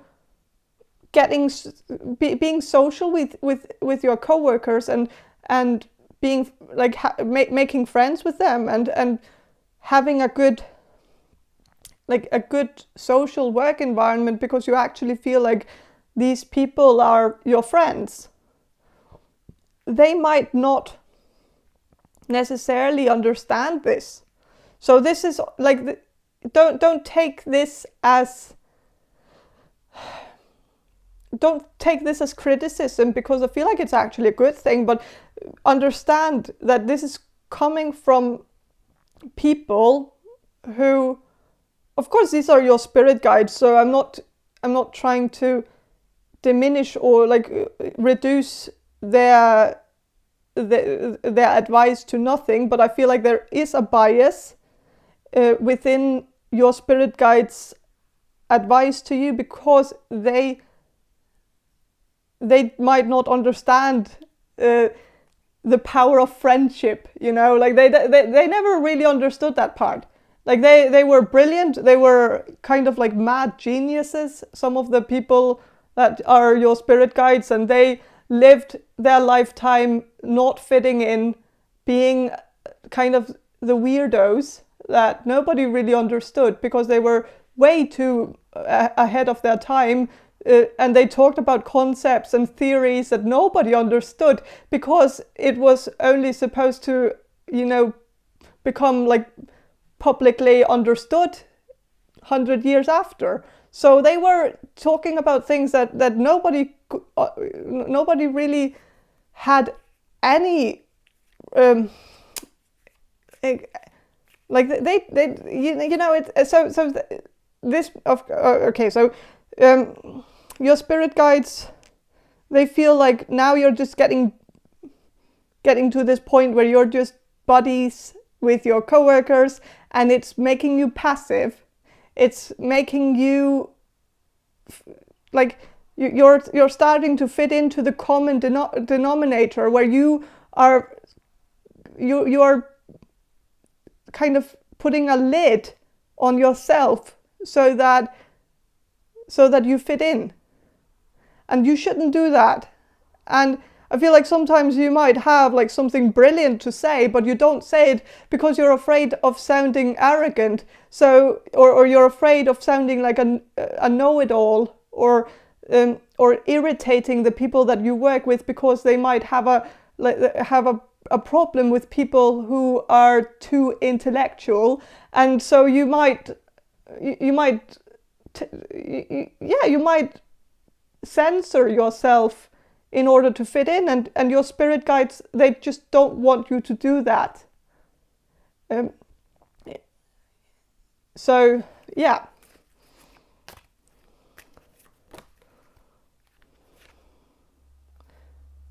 And with the service card, they see your line of work as that you're doing a service. And it is something that is a little bit like, going to war, where I feel like maybe your spirit guides see this line of work, even though they see that you're passionate about it, so they find it to be all right to some degree. They don't disagree with you for choosing this, and they won't fight you for it. They feel like they want to honor your wishes. If this is what you wish to do, then you should do it. But just remember that, like, sometimes you might get some orders that you don't understand, where you are doing some work that just comes to you, like it's something that is just dropped on your table, and you don't have any context whatsoever. So you're just doing something, and then like you don't see the bigger picture because you're not getting the bigger picture. So you could be doing something that, like, where if you had the bigger picture, you might not actually agree with this with the jobs that you're doing at all, like the tasks that you're being given, that you could be doing like something that is just making the rich richer by helping them, like finding loopholes so that they don't have to pay as much in taxes or something. And like I don't know if that is your line of work. I don't think so. Not for all of you. But the thing is that sometimes you might be doing something blindly because you don't have context, because you don't have the vision for it, because you're not being given the whole story. So you're just doing something because you're ordered to do it. But it could actually be, kind of,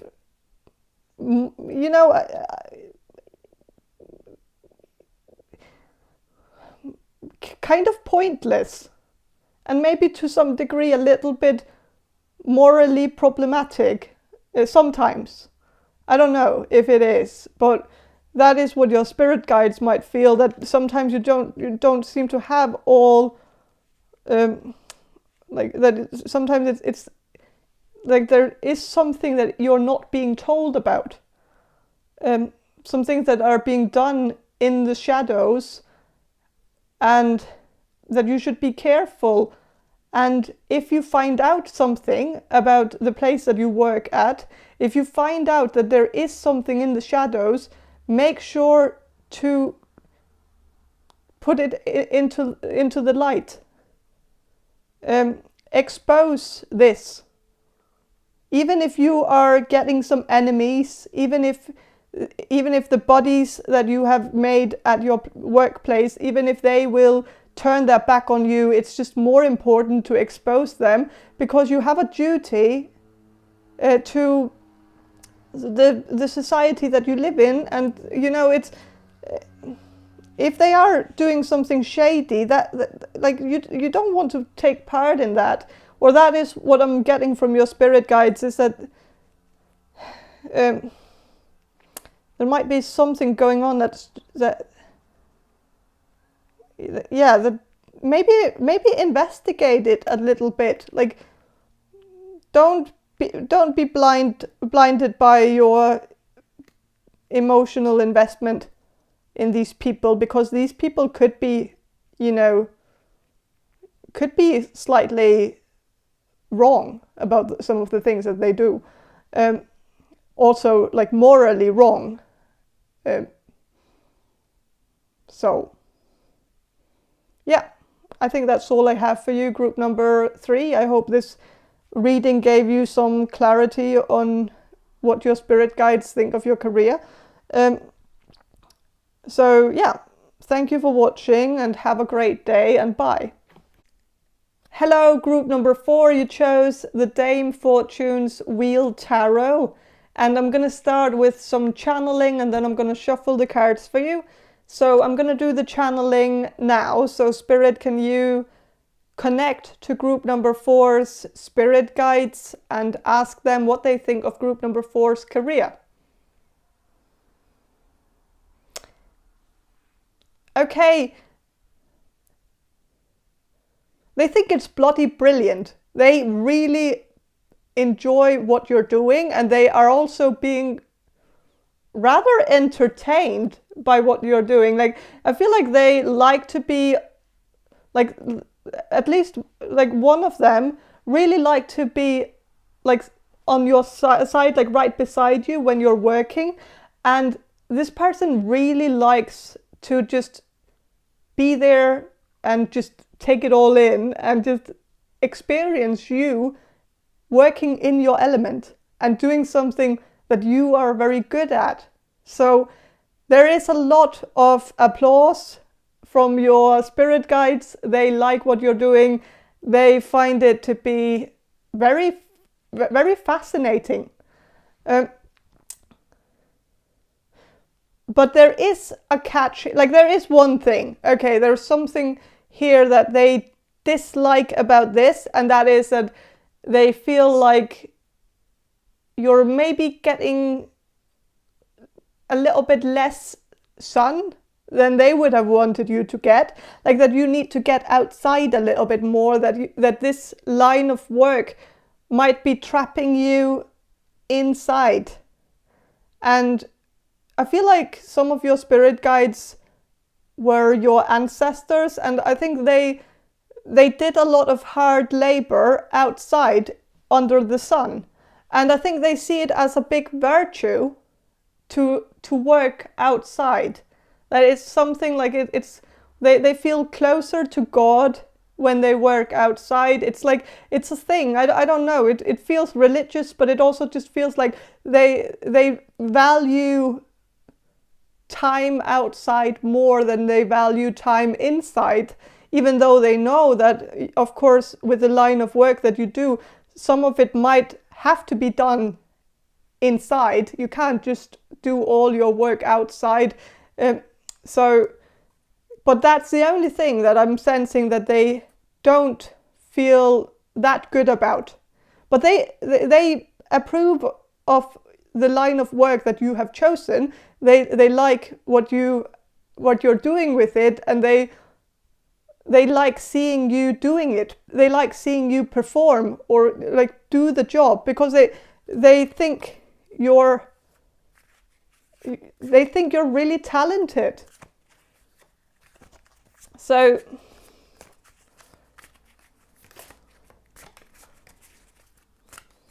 I'm going to shuffle and see what the cards have to say, or I want your spirit guides to use the cards as a medium to give you the answer to what they think of your career.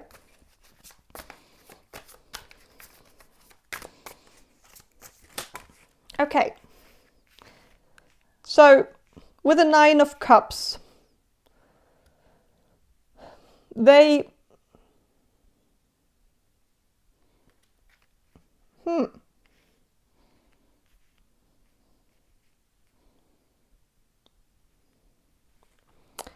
they think you're very good at it. They think you are, you have experience with what you do, and so you're very, very well equipped to do your job. You're someone who's very, like, it seems like you're getting very confident in your work, and you're also getting to a point where it seems like you're not being a big excuse for yourself, which I think your spirit guides felt like you were kind of excusing your presence, almost like that you were almost saying that you were sorry just for existing. That it seemed like in the beginning, when you started this line of work, that you were maybe very afraid of making a mistake, very afraid of what people would think of you, or like very afraid of people's feedback, or whether people were gonna put you down if you did something in a different way than they would have done it, or like that you were maybe a little bit self-conscious about it in the beginning. But it seems like your spirit guides, they think you're getting to a very good point with, like, you're getting to a place where you can really dwell in this line of work, where you're getting really confident, and you dare to tell people, even if they tell you that, oh, you made a mistake or something, you're good at saying, well, that's your opinion. I personally believe that what I did was the right thing at that time. Or if you make a mistake, I think you're very good at also just owning up to it. If you actually believe it was a mistake, you're good at saying, okay, yeah, I made a mistake, and I'm going to learn from it, so I'm not going to do it again. And that we only grow when we learn from our mistakes. So if you don't make any mistakes, then you don't grow.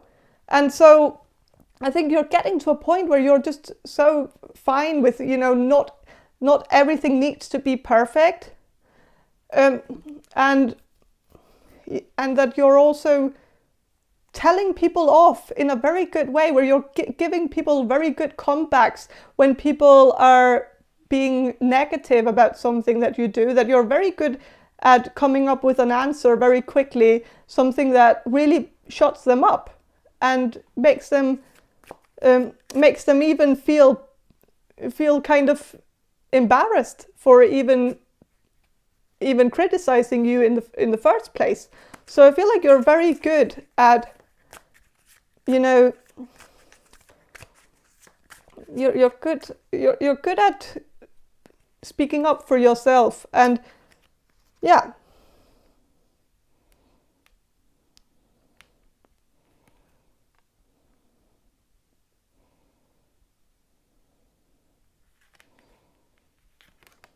also I feel like you're very like there's a knight here, and he is getting like a what's it called, like those I don't know what it's called in English, but so, but at least this knight is getting recognition. It's from these women here that are looking at him out from these windows. So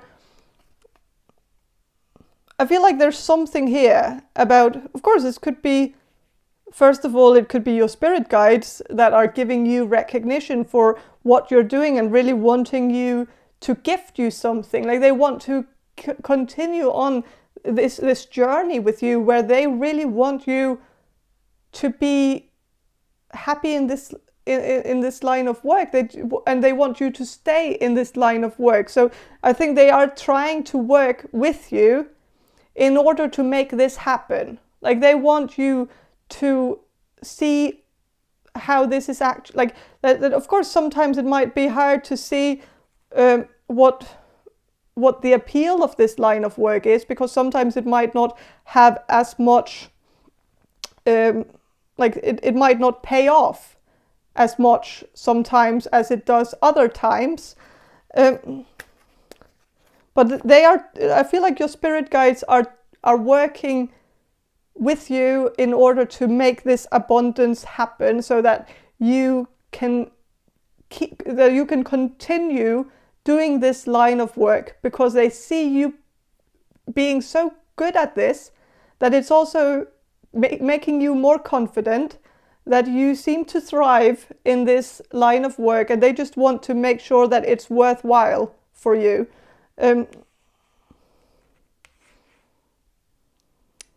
But they also see that you're getting recognition from other people as well, that you're getting the respect from other people, and that this is great, that you seem to have a good grasp on the people that you work for or work with, or the audience that you have or whatever, that you seem to really have a good grasp on these people, that you're very good at, getting people to listen to you. And yeah.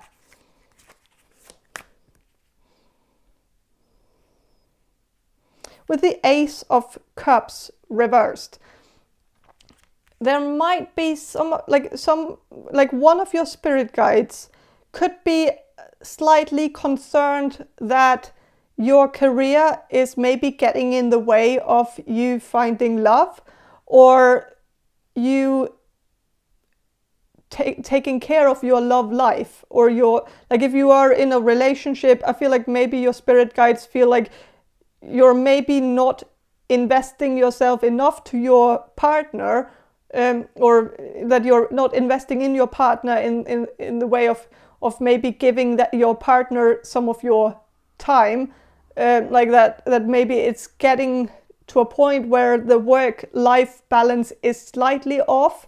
And if you are single, that would kind of make a little bit more sense.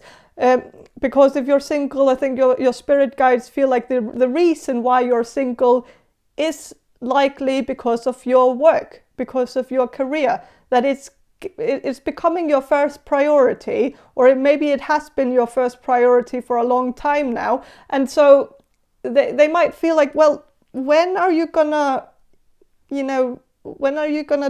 do something about that? That also needs to be taken care of.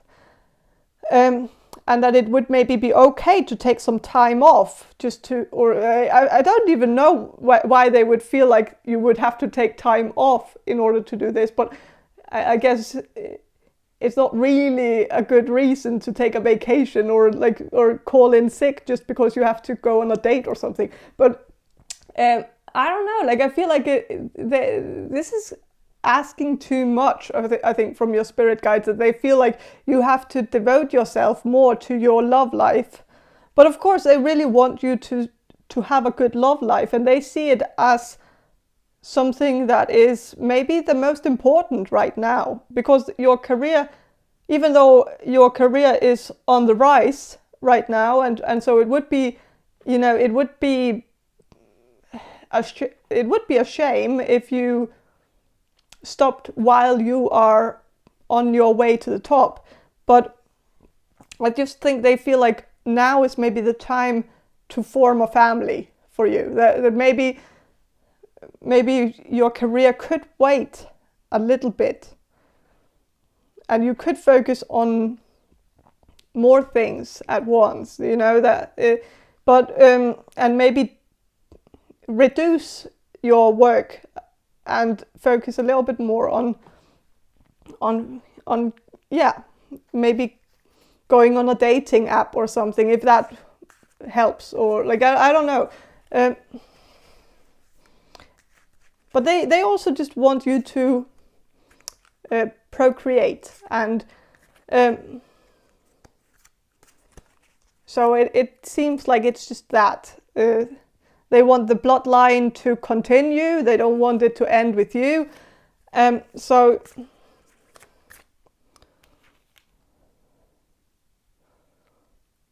with a Judgment here,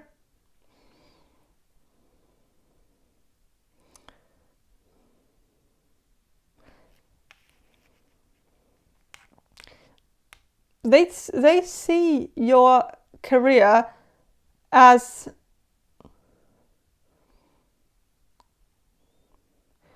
as something that is recreating you. Like you are recreating, or you are finding yourself in this line of work, and that you have done a lot of growth within yourself. Like you have managed to completely change the way that you perceive yourself and perceive the people around you. And like I just feel like it's mostly about the way you perceive yourself, because I feel like you were very mean to yourself when you were younger, to the point where you were maybe bullying yourself. I don't know, like, or that's what your spirit guides would call it, is that you were being very harsh and beating yourself up every time you said one thing wrong, or pronounced a word in the wrong way, or did something that could have been, like, even if it didn't hurt anybody, but just because you might have felt like, oh, people might think of me as an idiot now just because I did that. But I feel like you're getting to a point now where you're just becoming so much, like, so accepting of yourself, that you're accepting yourself with all your flaws, and you are also realizing that some of your flaws are actually what makes you kind of awesome, that this is what makes you. And yeah, I think your spirit guides, they can see that you have had this kind of like a rebirth. A rebirth where you have become like a phoenix that rose out of the ashes, and that I don't know if there happened something in your life that was very terrible or very hard for you, but it seems like you have managed to really grow despite this experience, or because of this experience. I don't know, but the thing is that you have really become like the best version of yourself. Like you have managed to really, because the best version of yourself is the most authentic version. And this was the one that you always needed to move towards. I feel like maybe sometimes in the past you were focusing on becoming a better version of yourself, and so you might have been like working out or try to like do other things that might not have been authentic to you, but you might have thought like, this is going to make me a better version of myself if I just work really hard and like work out and fix something about my look, and or something like, or if I go to get this degree and that degree, and then it's all just gonna make me a better version of myself. But the thing is that the best version is the authentic version, the version that you have come to now, where you are genuinely yourself and you're completely unapologetic about being you, being yourself, being your beautiful self, the one that you were born to be. So yeah.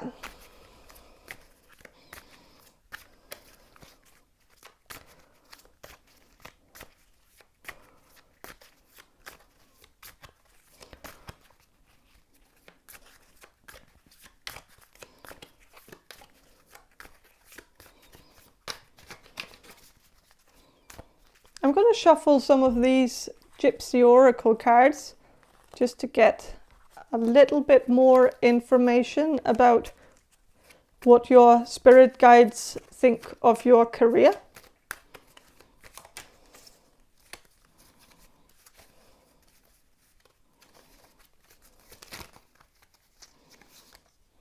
Okay.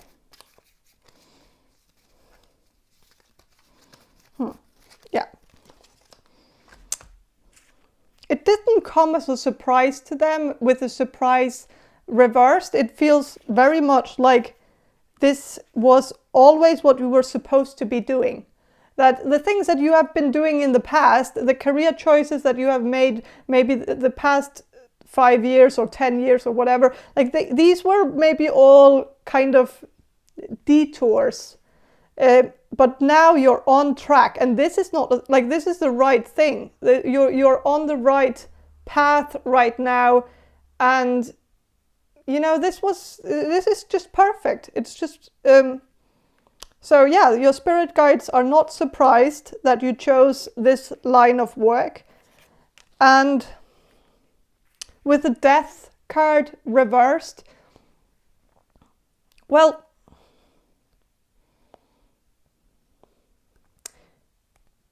they see it as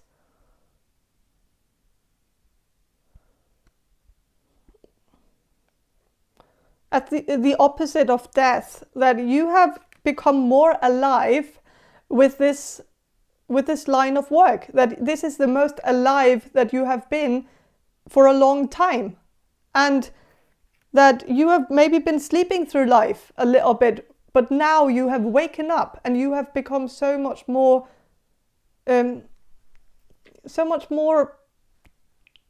lively, yeah, so, and happy, it seems. And I don't know if there was a time when you were maybe like really down in the gutter and just might have felt like the darkness was just completely suffocating you to the point where you thought that there was no way out. And I think many people have been there, so it's but it is a very dark place, and I feel like this ended up being the light. I feel like this career that you have chosen for yourself now, that has saved you. And I feel like your spirit guides believe that this has been your savior, this line of work, this career, that you have really gotten kind of like a second chance in life or something, like, because it really, yeah, it seems like you, yeah, your spirit guides are happy with your career. They are like, okay, so with the thought reversed, the opposite of thought, I guess the opposite of thought is, well, this is a very philosophical question, and I'm going to answer something that's going to be so mundane and simple and basic that but I can't really think of anything, and I would have to go through like some kind of place in my, you know, like in my memory that I just haven't been in for a long time, because it's like there is something here, like the opposite of thought, the opposite of, I'm just gonna say, it's not the absence of thought. I wouldn't say that it was that, because I don't think that's the opposite. The opposite of thought would be communication to me. Like that, I think it's not really that, but you know, sometimes we can. I would say communication, and so I'm going to go with that, just because like right now I don't have like a philosophical answer for it, that could of course have been maybe more, you know, more, I don't know, like I'm just going to go with this right now. So I feel like your spirit guides see you as someone like, or they see your career as something to do with communication, and that you're very good at it. That you're a good communicator, you're good at coming out to an audience, or coming out, like, I don't know if it's an audience, or if it's the people that you work with, or the people that your clients or whatever, but it's like you're very good at using communication as a healing method, helping people through communication, through conversation. And I think that's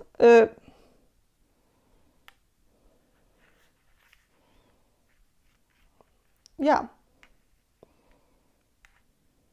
I think that's something that your spirit guides are very on board with, because they feel like you were always supposed to be a communicator.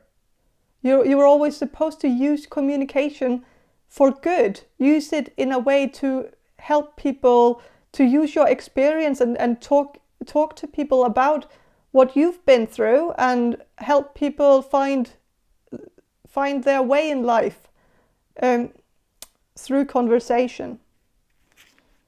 And also, I feel like you have a curiosity that makes it really easy for you to talk to people and listen to their stories and get invested in other people as well. So, yeah. With a doctor reversed,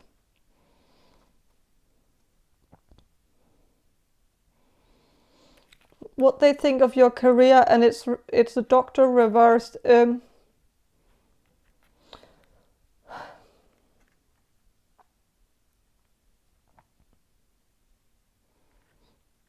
Well, you're not, like, maybe they feel like, of course you're not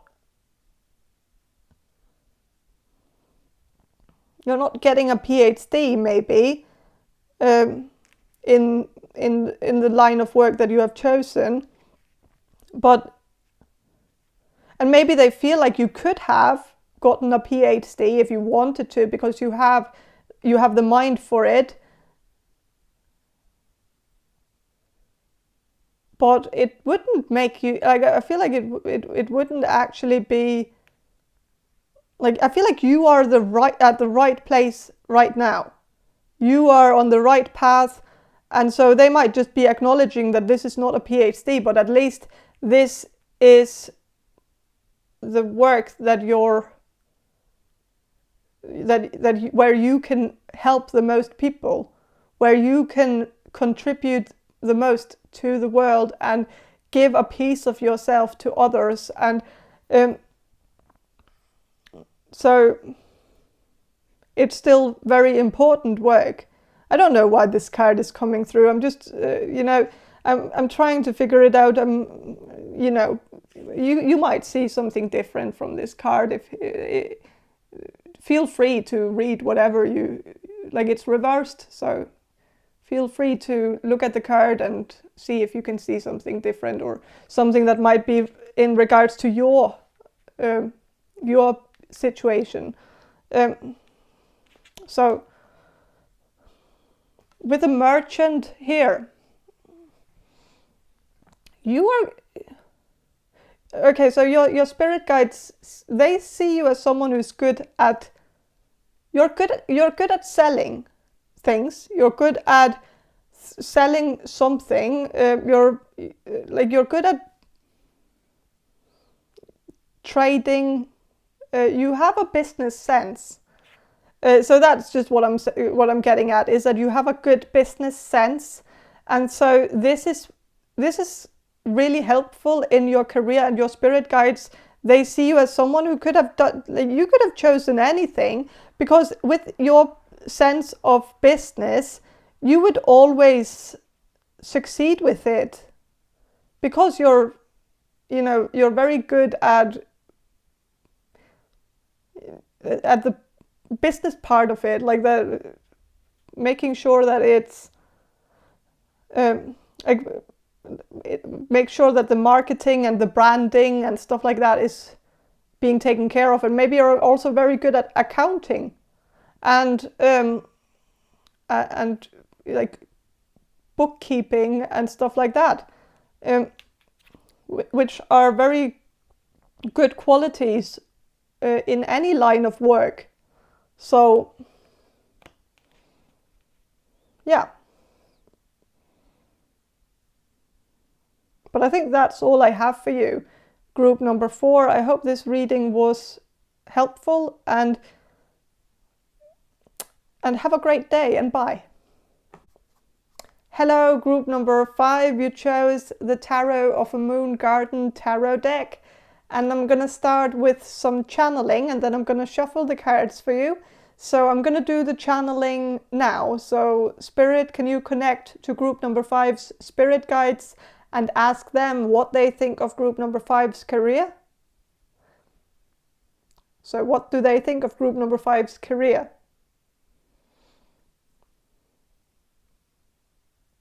Okay, I'm sensing that there is a little bit of a disagreement between some of your spirit guides.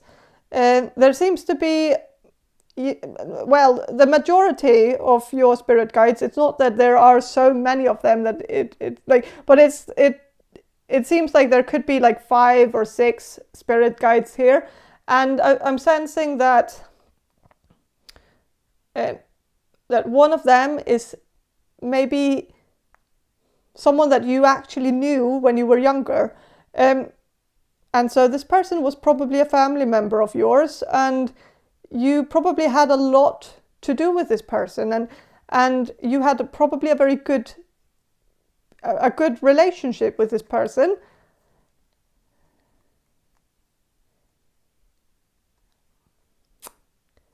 I don't know why, but I feel like you're using them as material. I know this message is not going to resonate with all of you. I know that. So I'm just going to say it very quickly, and then I'm going to move on to something that might be more resonating with the majority of you. So, but this, I'm just sensing that there is a spirit guide here that feels like you are taking something that they told you maybe a little bit in confidence, and you're talking about it. I don't know what this has to do with your career. It doesn't necessarily have anything to do with your career. This just seems like your spirit guide, one of your spirit guides want to talk, this person wants to talk to you about this right now.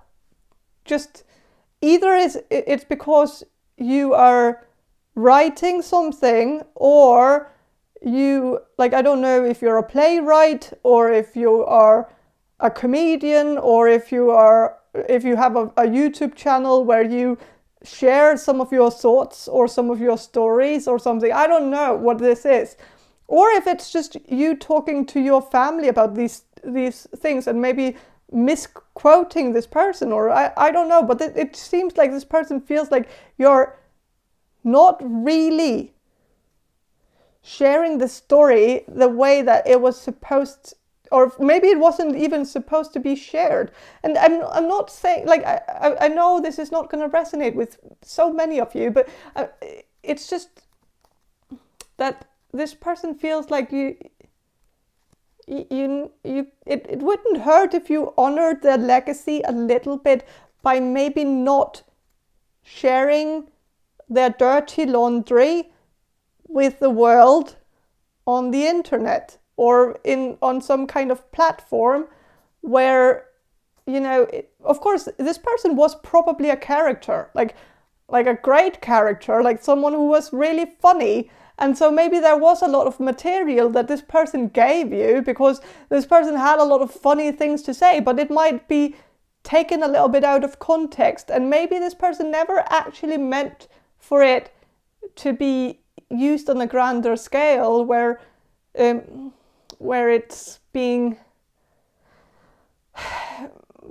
blown out of proportions a little bit, and some of the things that this person was maybe a little bit embarrassed of, even if it was a funny story, it's maybe not supposed to be shared just because it's a funny story. It's just that this person would want you to maybe honor their privacy a little bit, because they told you this because they had a close connection with you, but there's also a reason why they might not have told your siblings about this, or even your parents about this. So it was told to you in confidence for a reason. And so I'm not saying this as a way to scold you or anything, but it's just that this person seems to feel like you're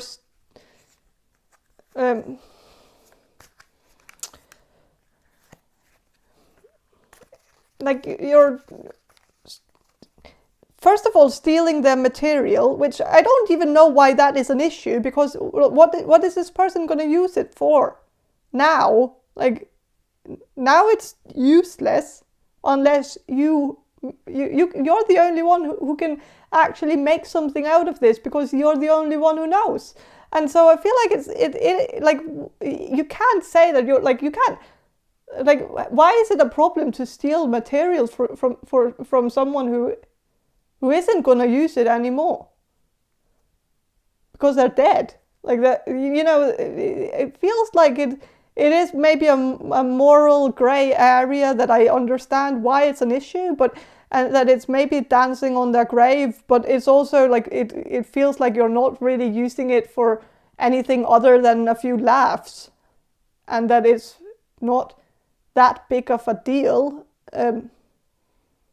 But this is like, so if you're writing a book and you're mentioning your grandmother a lot, or your grandfather, or someone in your ancestry, someone that you knew, or a character that, like, this person might not even be in your bloodline. Maybe this was just someone that you knew, someone who was a big presence when you were younger, like when you were a child. This person was around a lot, and so it's just that this person, like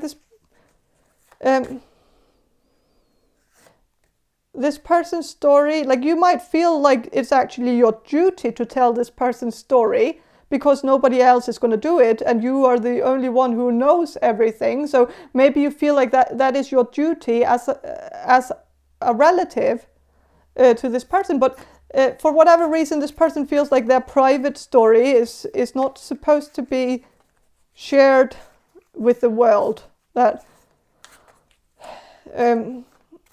it is also like it's. I don't know why this is, but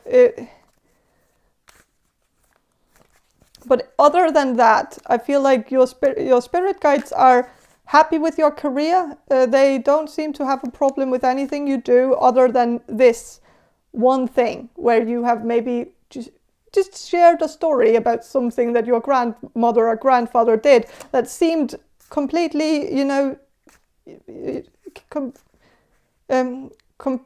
like it just didn't seem like it was a big deal, or it shouldn't have been. But of course, you know,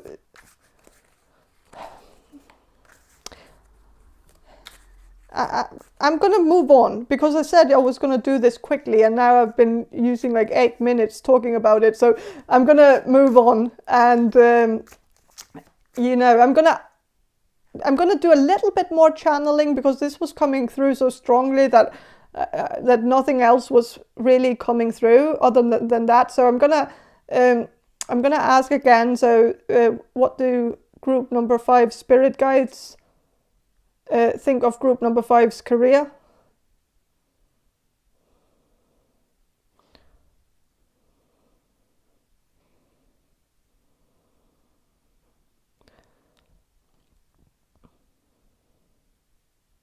They think you need to use your imagination a little bit more, because you're a very creative person. It's just that you're maybe in this loop where you, or this that you're trapping yourself in some kind, like, I don't know, I'm just sensing that a lot of you are maybe trying to write something, like writing a novel or something, that and of course if you're not doing that right now, then of course I'm wrong about that then, but this is just what's coming through. I don't know if it's a common denominator of or if this is just a specific message for some of you. I don't know, but the thing is that if you are writing a novel, I'm sensing that your spirit guides, they want you to do something from scratch. Like write something where you make up all the characters, because at the moment I feel like it's the problem that your spirit guides have is that most of your characters are built on real people, like that it's people that you have known throughout your life, or people from your ancestry, people that like your grandparents or great grandparents or something like that, where it's I think they just feel like you could do so much more and so much more interesting stuff if you wrote about some people that didn't exist, because then you could actually form interesting people. Because I feel like your spirit guides, especially the ones that are within your bloodline, they don't see themselves as very interesting people.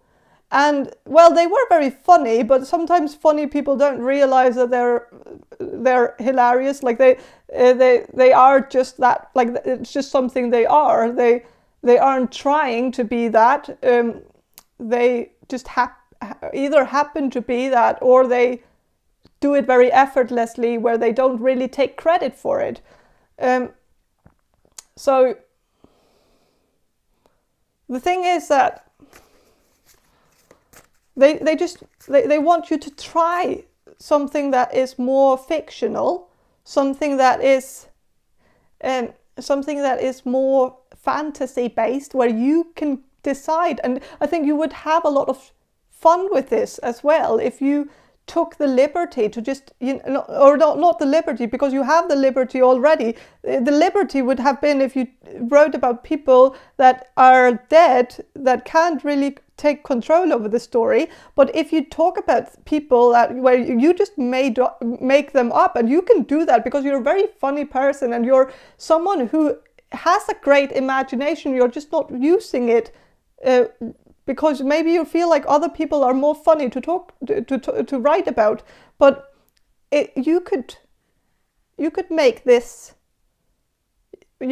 something extraordinary if you wrote something from your fantasy, your imagination. Use your dreams. If you don't have inspiration enough within yourself, like try to find it by writing down your dreams. That could be an interesting way to do it, but sometimes we dream about people that actually exist, so that can also be a trap. But the thing is that I'm just getting that your spirit guides, they see you as someone who is very creative, but you're just not using your creativity.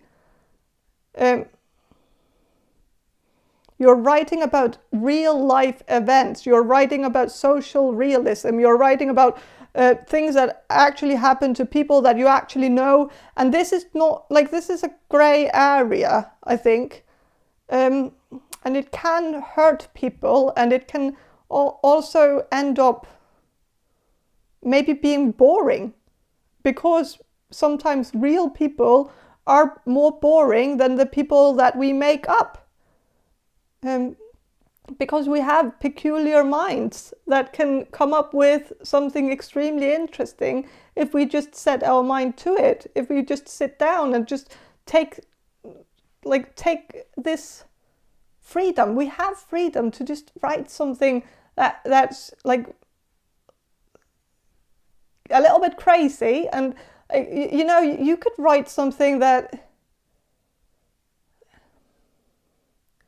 I think you would be really great at fantasy and science fiction and stuff like that if you just and of course social realism is probably more your jam, and I understand that, but you could I feel like you're maybe limiting yourself by only wanting to write about something that either has happened in real life or could happen in real life in the future, or could happen potentially, hypothetically.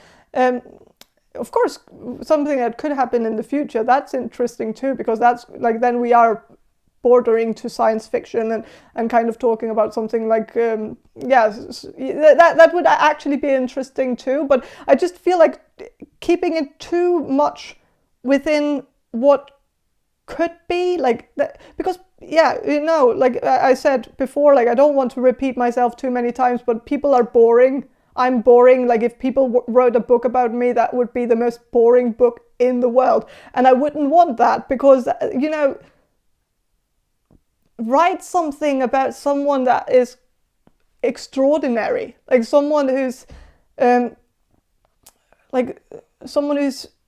because you are, in a way, you are extraordinary. You could, of course, don't necessarily write about yourself, because then we are, you know, getting back to that issue again with writing something that is real.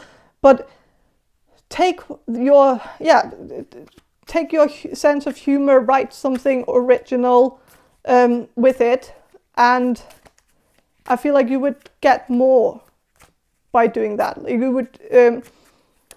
would get more recognition for doing that, and I think it would just be more interesting.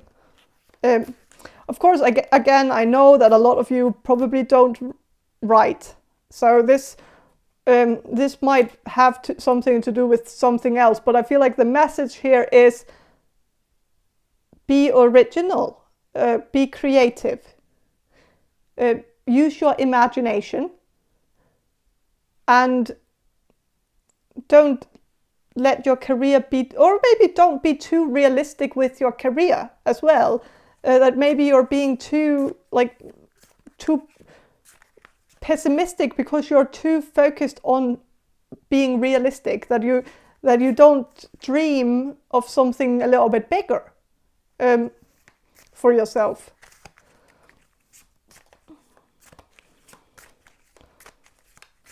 So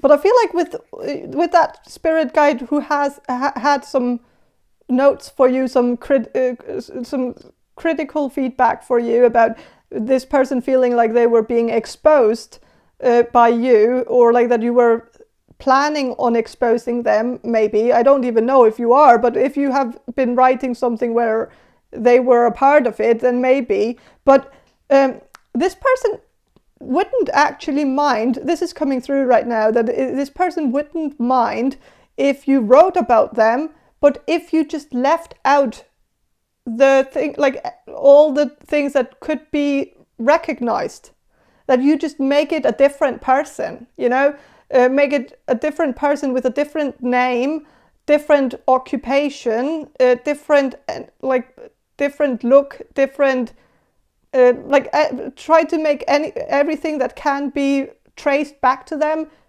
take that out of the equation, and then make something with your imagination where their personality or their energy is intact, but make it, like, wrap it up in something that's unrecognizable, because that would be okay with them. And maybe like some of the stories, change them a little bit, maybe a lot, so that they can't be recognized. So yeah, 6 of Cups reversed. So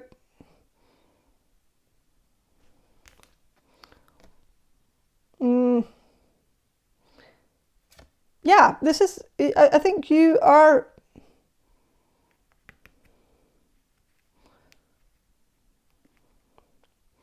there is a wall here, and there are these cups on top of this wall, and it's reversed, and so I'm sensing that your spirit guides, they see you and your career as something that, like, they feel like your superpower is that you can break down walls, that you can make people, like, you can somehow get people together, and even people who have nothing in common, you can bring people together with something that they all understand, something that they all resonate with, something where everybody can agree on something, and then, like, have this experience together where they feel like the wall is down. Like they there's nothing dividing them from each other. Like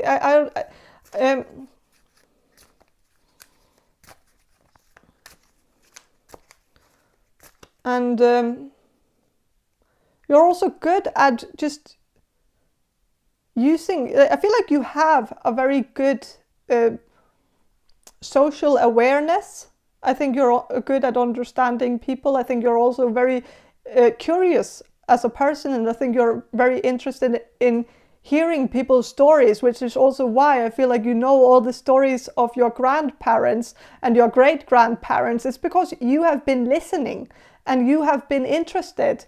And so I feel like you're interested in stories, and this interest in stories is great, and it should be inspiration for you. And you should use it as inspiration. You should just not take the whole story and share it with the world. Even if you feel like it's a story that needs to be shared. I understand that sometimes there is a story that is just so good that like it's hard to just pass that opportunity by, where you feel like, well, this needs to be shared because it could help people. It could make people feel seen, feel understood, feel heard about. Like there's also like something that could make people like also laugh because it's funny. And yes, that it is very tempting to maybe just share that. And there's no one is saying that you can't do that. It's just that you can't be particular about it. Like that. Don't if that makes sense. But there is still like I don't know what I was like. I feel like I continue going back to that. But the thing is that you are good at breaking walls, and you're good at. You're good as a mediator between people. You're good at finding common grounds where people who hate each other can I feel like you have a way to find common grounds even with like people who are complete enemies with each other. So I feel like whatever you do as a career, of course, I know that some of you write, but maybe you do something else on the side as well. I feel like you're maybe working in the social field or doing something where I don't know, some of you could be doing counseling or something, but I feel like you're very good as a meddler, someone who meddles in people's business and also help people heal some of their issues with each other and find common grounds.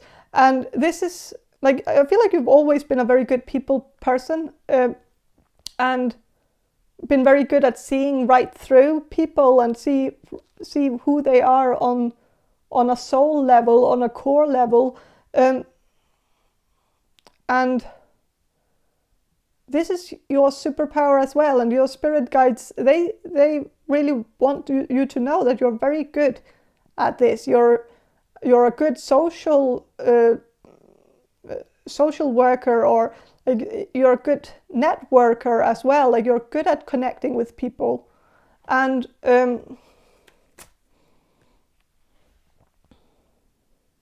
but you could also do that if you are creative, if you work in a creative field where you make something like some kind of product for other people, even if it's writing or journalism or painting or doing some other kind of design or something, anything that is a creation of some kind that people will enjoy.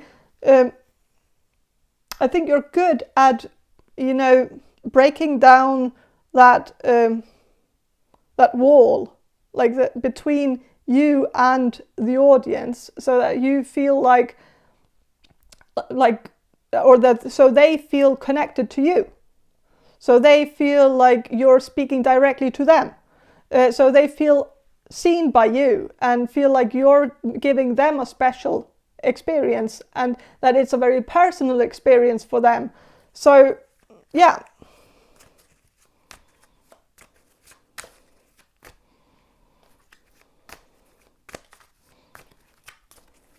I'm going to shuffle a little bit more about what your spirit guides think of your career. Okay, so with the 5 of Pentacles reversed, so they see you as someone who can make a lot of money out of this, if you want to, or maybe you are already making some money out of this, but they really think of your career as very fruitful, that you have chosen something that could definitely blow up and become like a big thing if you just let it. Like that, sometimes it's also about giving into it, and I think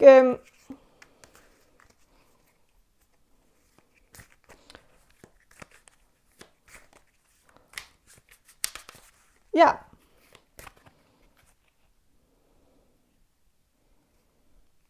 But that you're also an insider.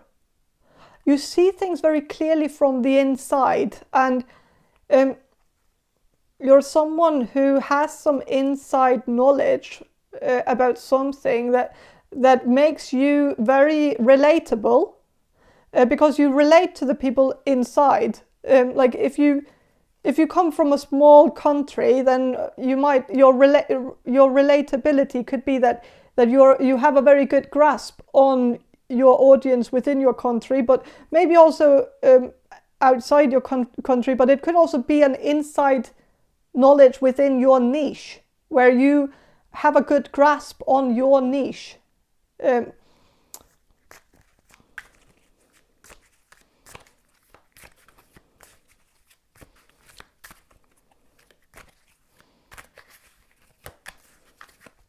But I feel like you also have first-hand experience or second-hand experience. But I feel like you have experienced a lot of things in your lifetime, and you have seen people struggle with things, and maybe that is also why you want to maybe do something where you connect with people within stories, using stories as a way to connect with people, and stories from real life stories, because they paint a picture of how, like, of something that people can relate to, because people have experienced something similar, and it is a way to connect with an audience, or connect with a client, or connect with someone that you are helping, or like it is, but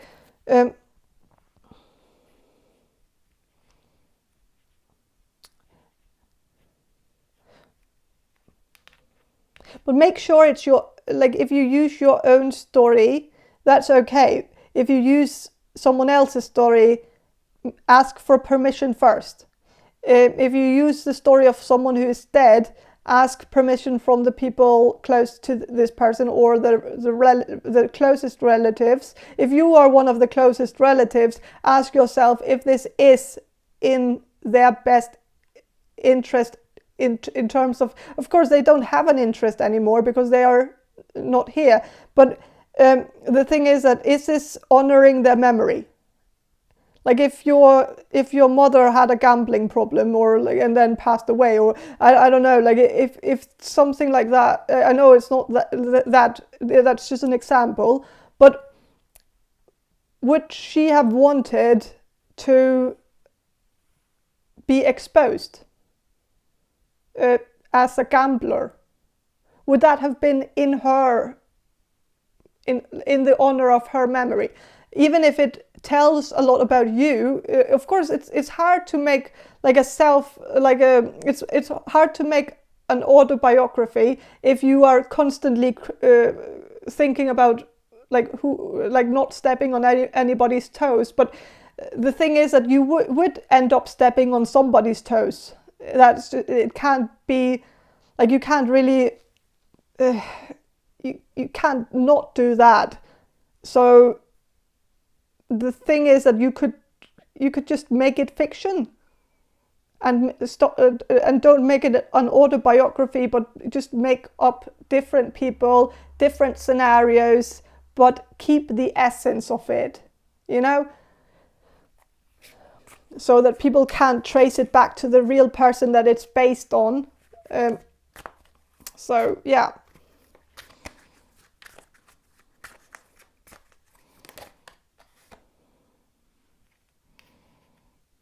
With the Ace of Swords, your spirit guides, they see you as, or they see your career as, you know,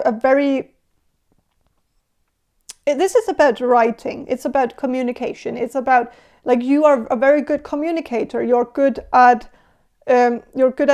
using words, and you're good at creative writing. You should do that more. If you're not doing it as a career right now, I'm getting a strong feeling that your spirit guides are suggesting that you need to make this your career. You need to do writing as a career. Writing in any form. If it's journalism you rather want to do, then do that. Or if you want to write novels, do that. But if you want to write a play, do that. Or if you want to write something, like, it doesn't matter what it is, just as long as it's words that are being used to express emotions of people that are fictional people. Because it's I think that is where your biggest success could be in, is by writing fiction. Of course, as a journalist, that's a little bit hard, but in any other of the things that I mentioned, that is what you're supposed to do. I feel like it's just what your spirit guides are strongly suggesting. And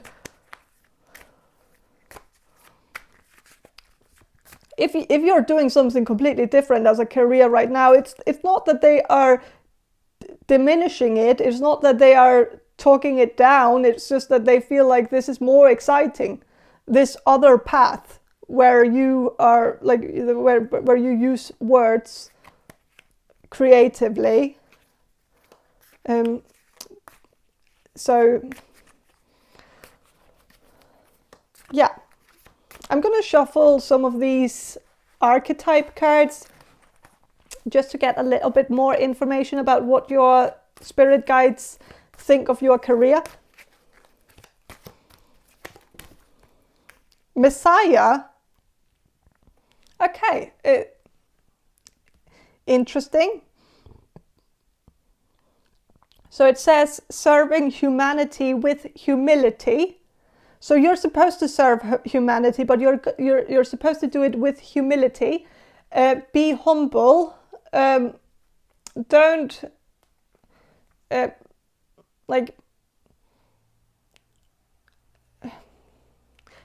well, you need to be relatable, and your biggest at this moment, I feel like you have two things going for you.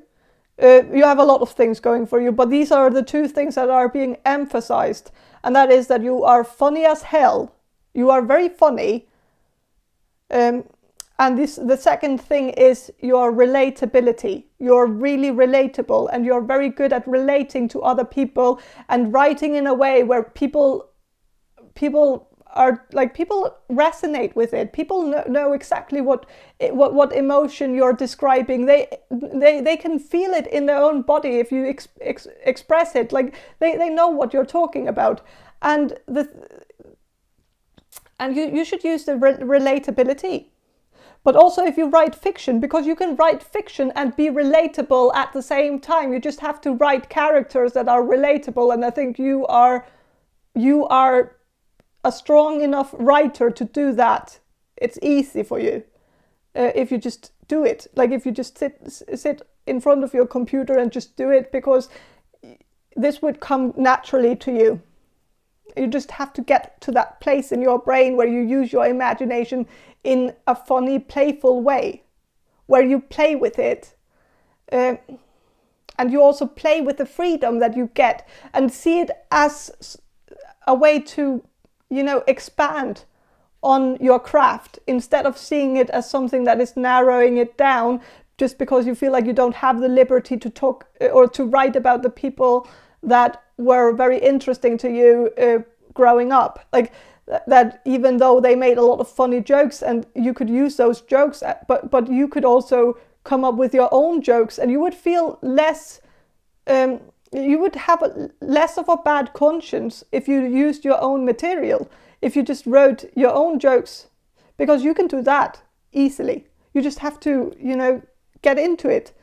I think you're limiting yourself by not really believing that the things that you come up with are equally as funny as some of your ancestors or some of your closest relatives. Like I know they were funny too, but you are just as funny with, like, maybe even, probably funnier.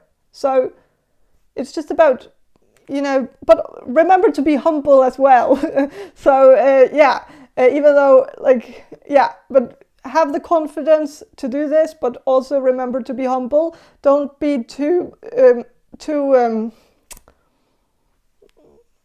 I don't know, like what, don't be a smartass about this. Stay humble and make it relatable. And I feel like that's where your success lies. So I feel like your spirit guides want you to head to that direction, into that direction, and go there. Go into creative writing if you're not already doing it. So yeah.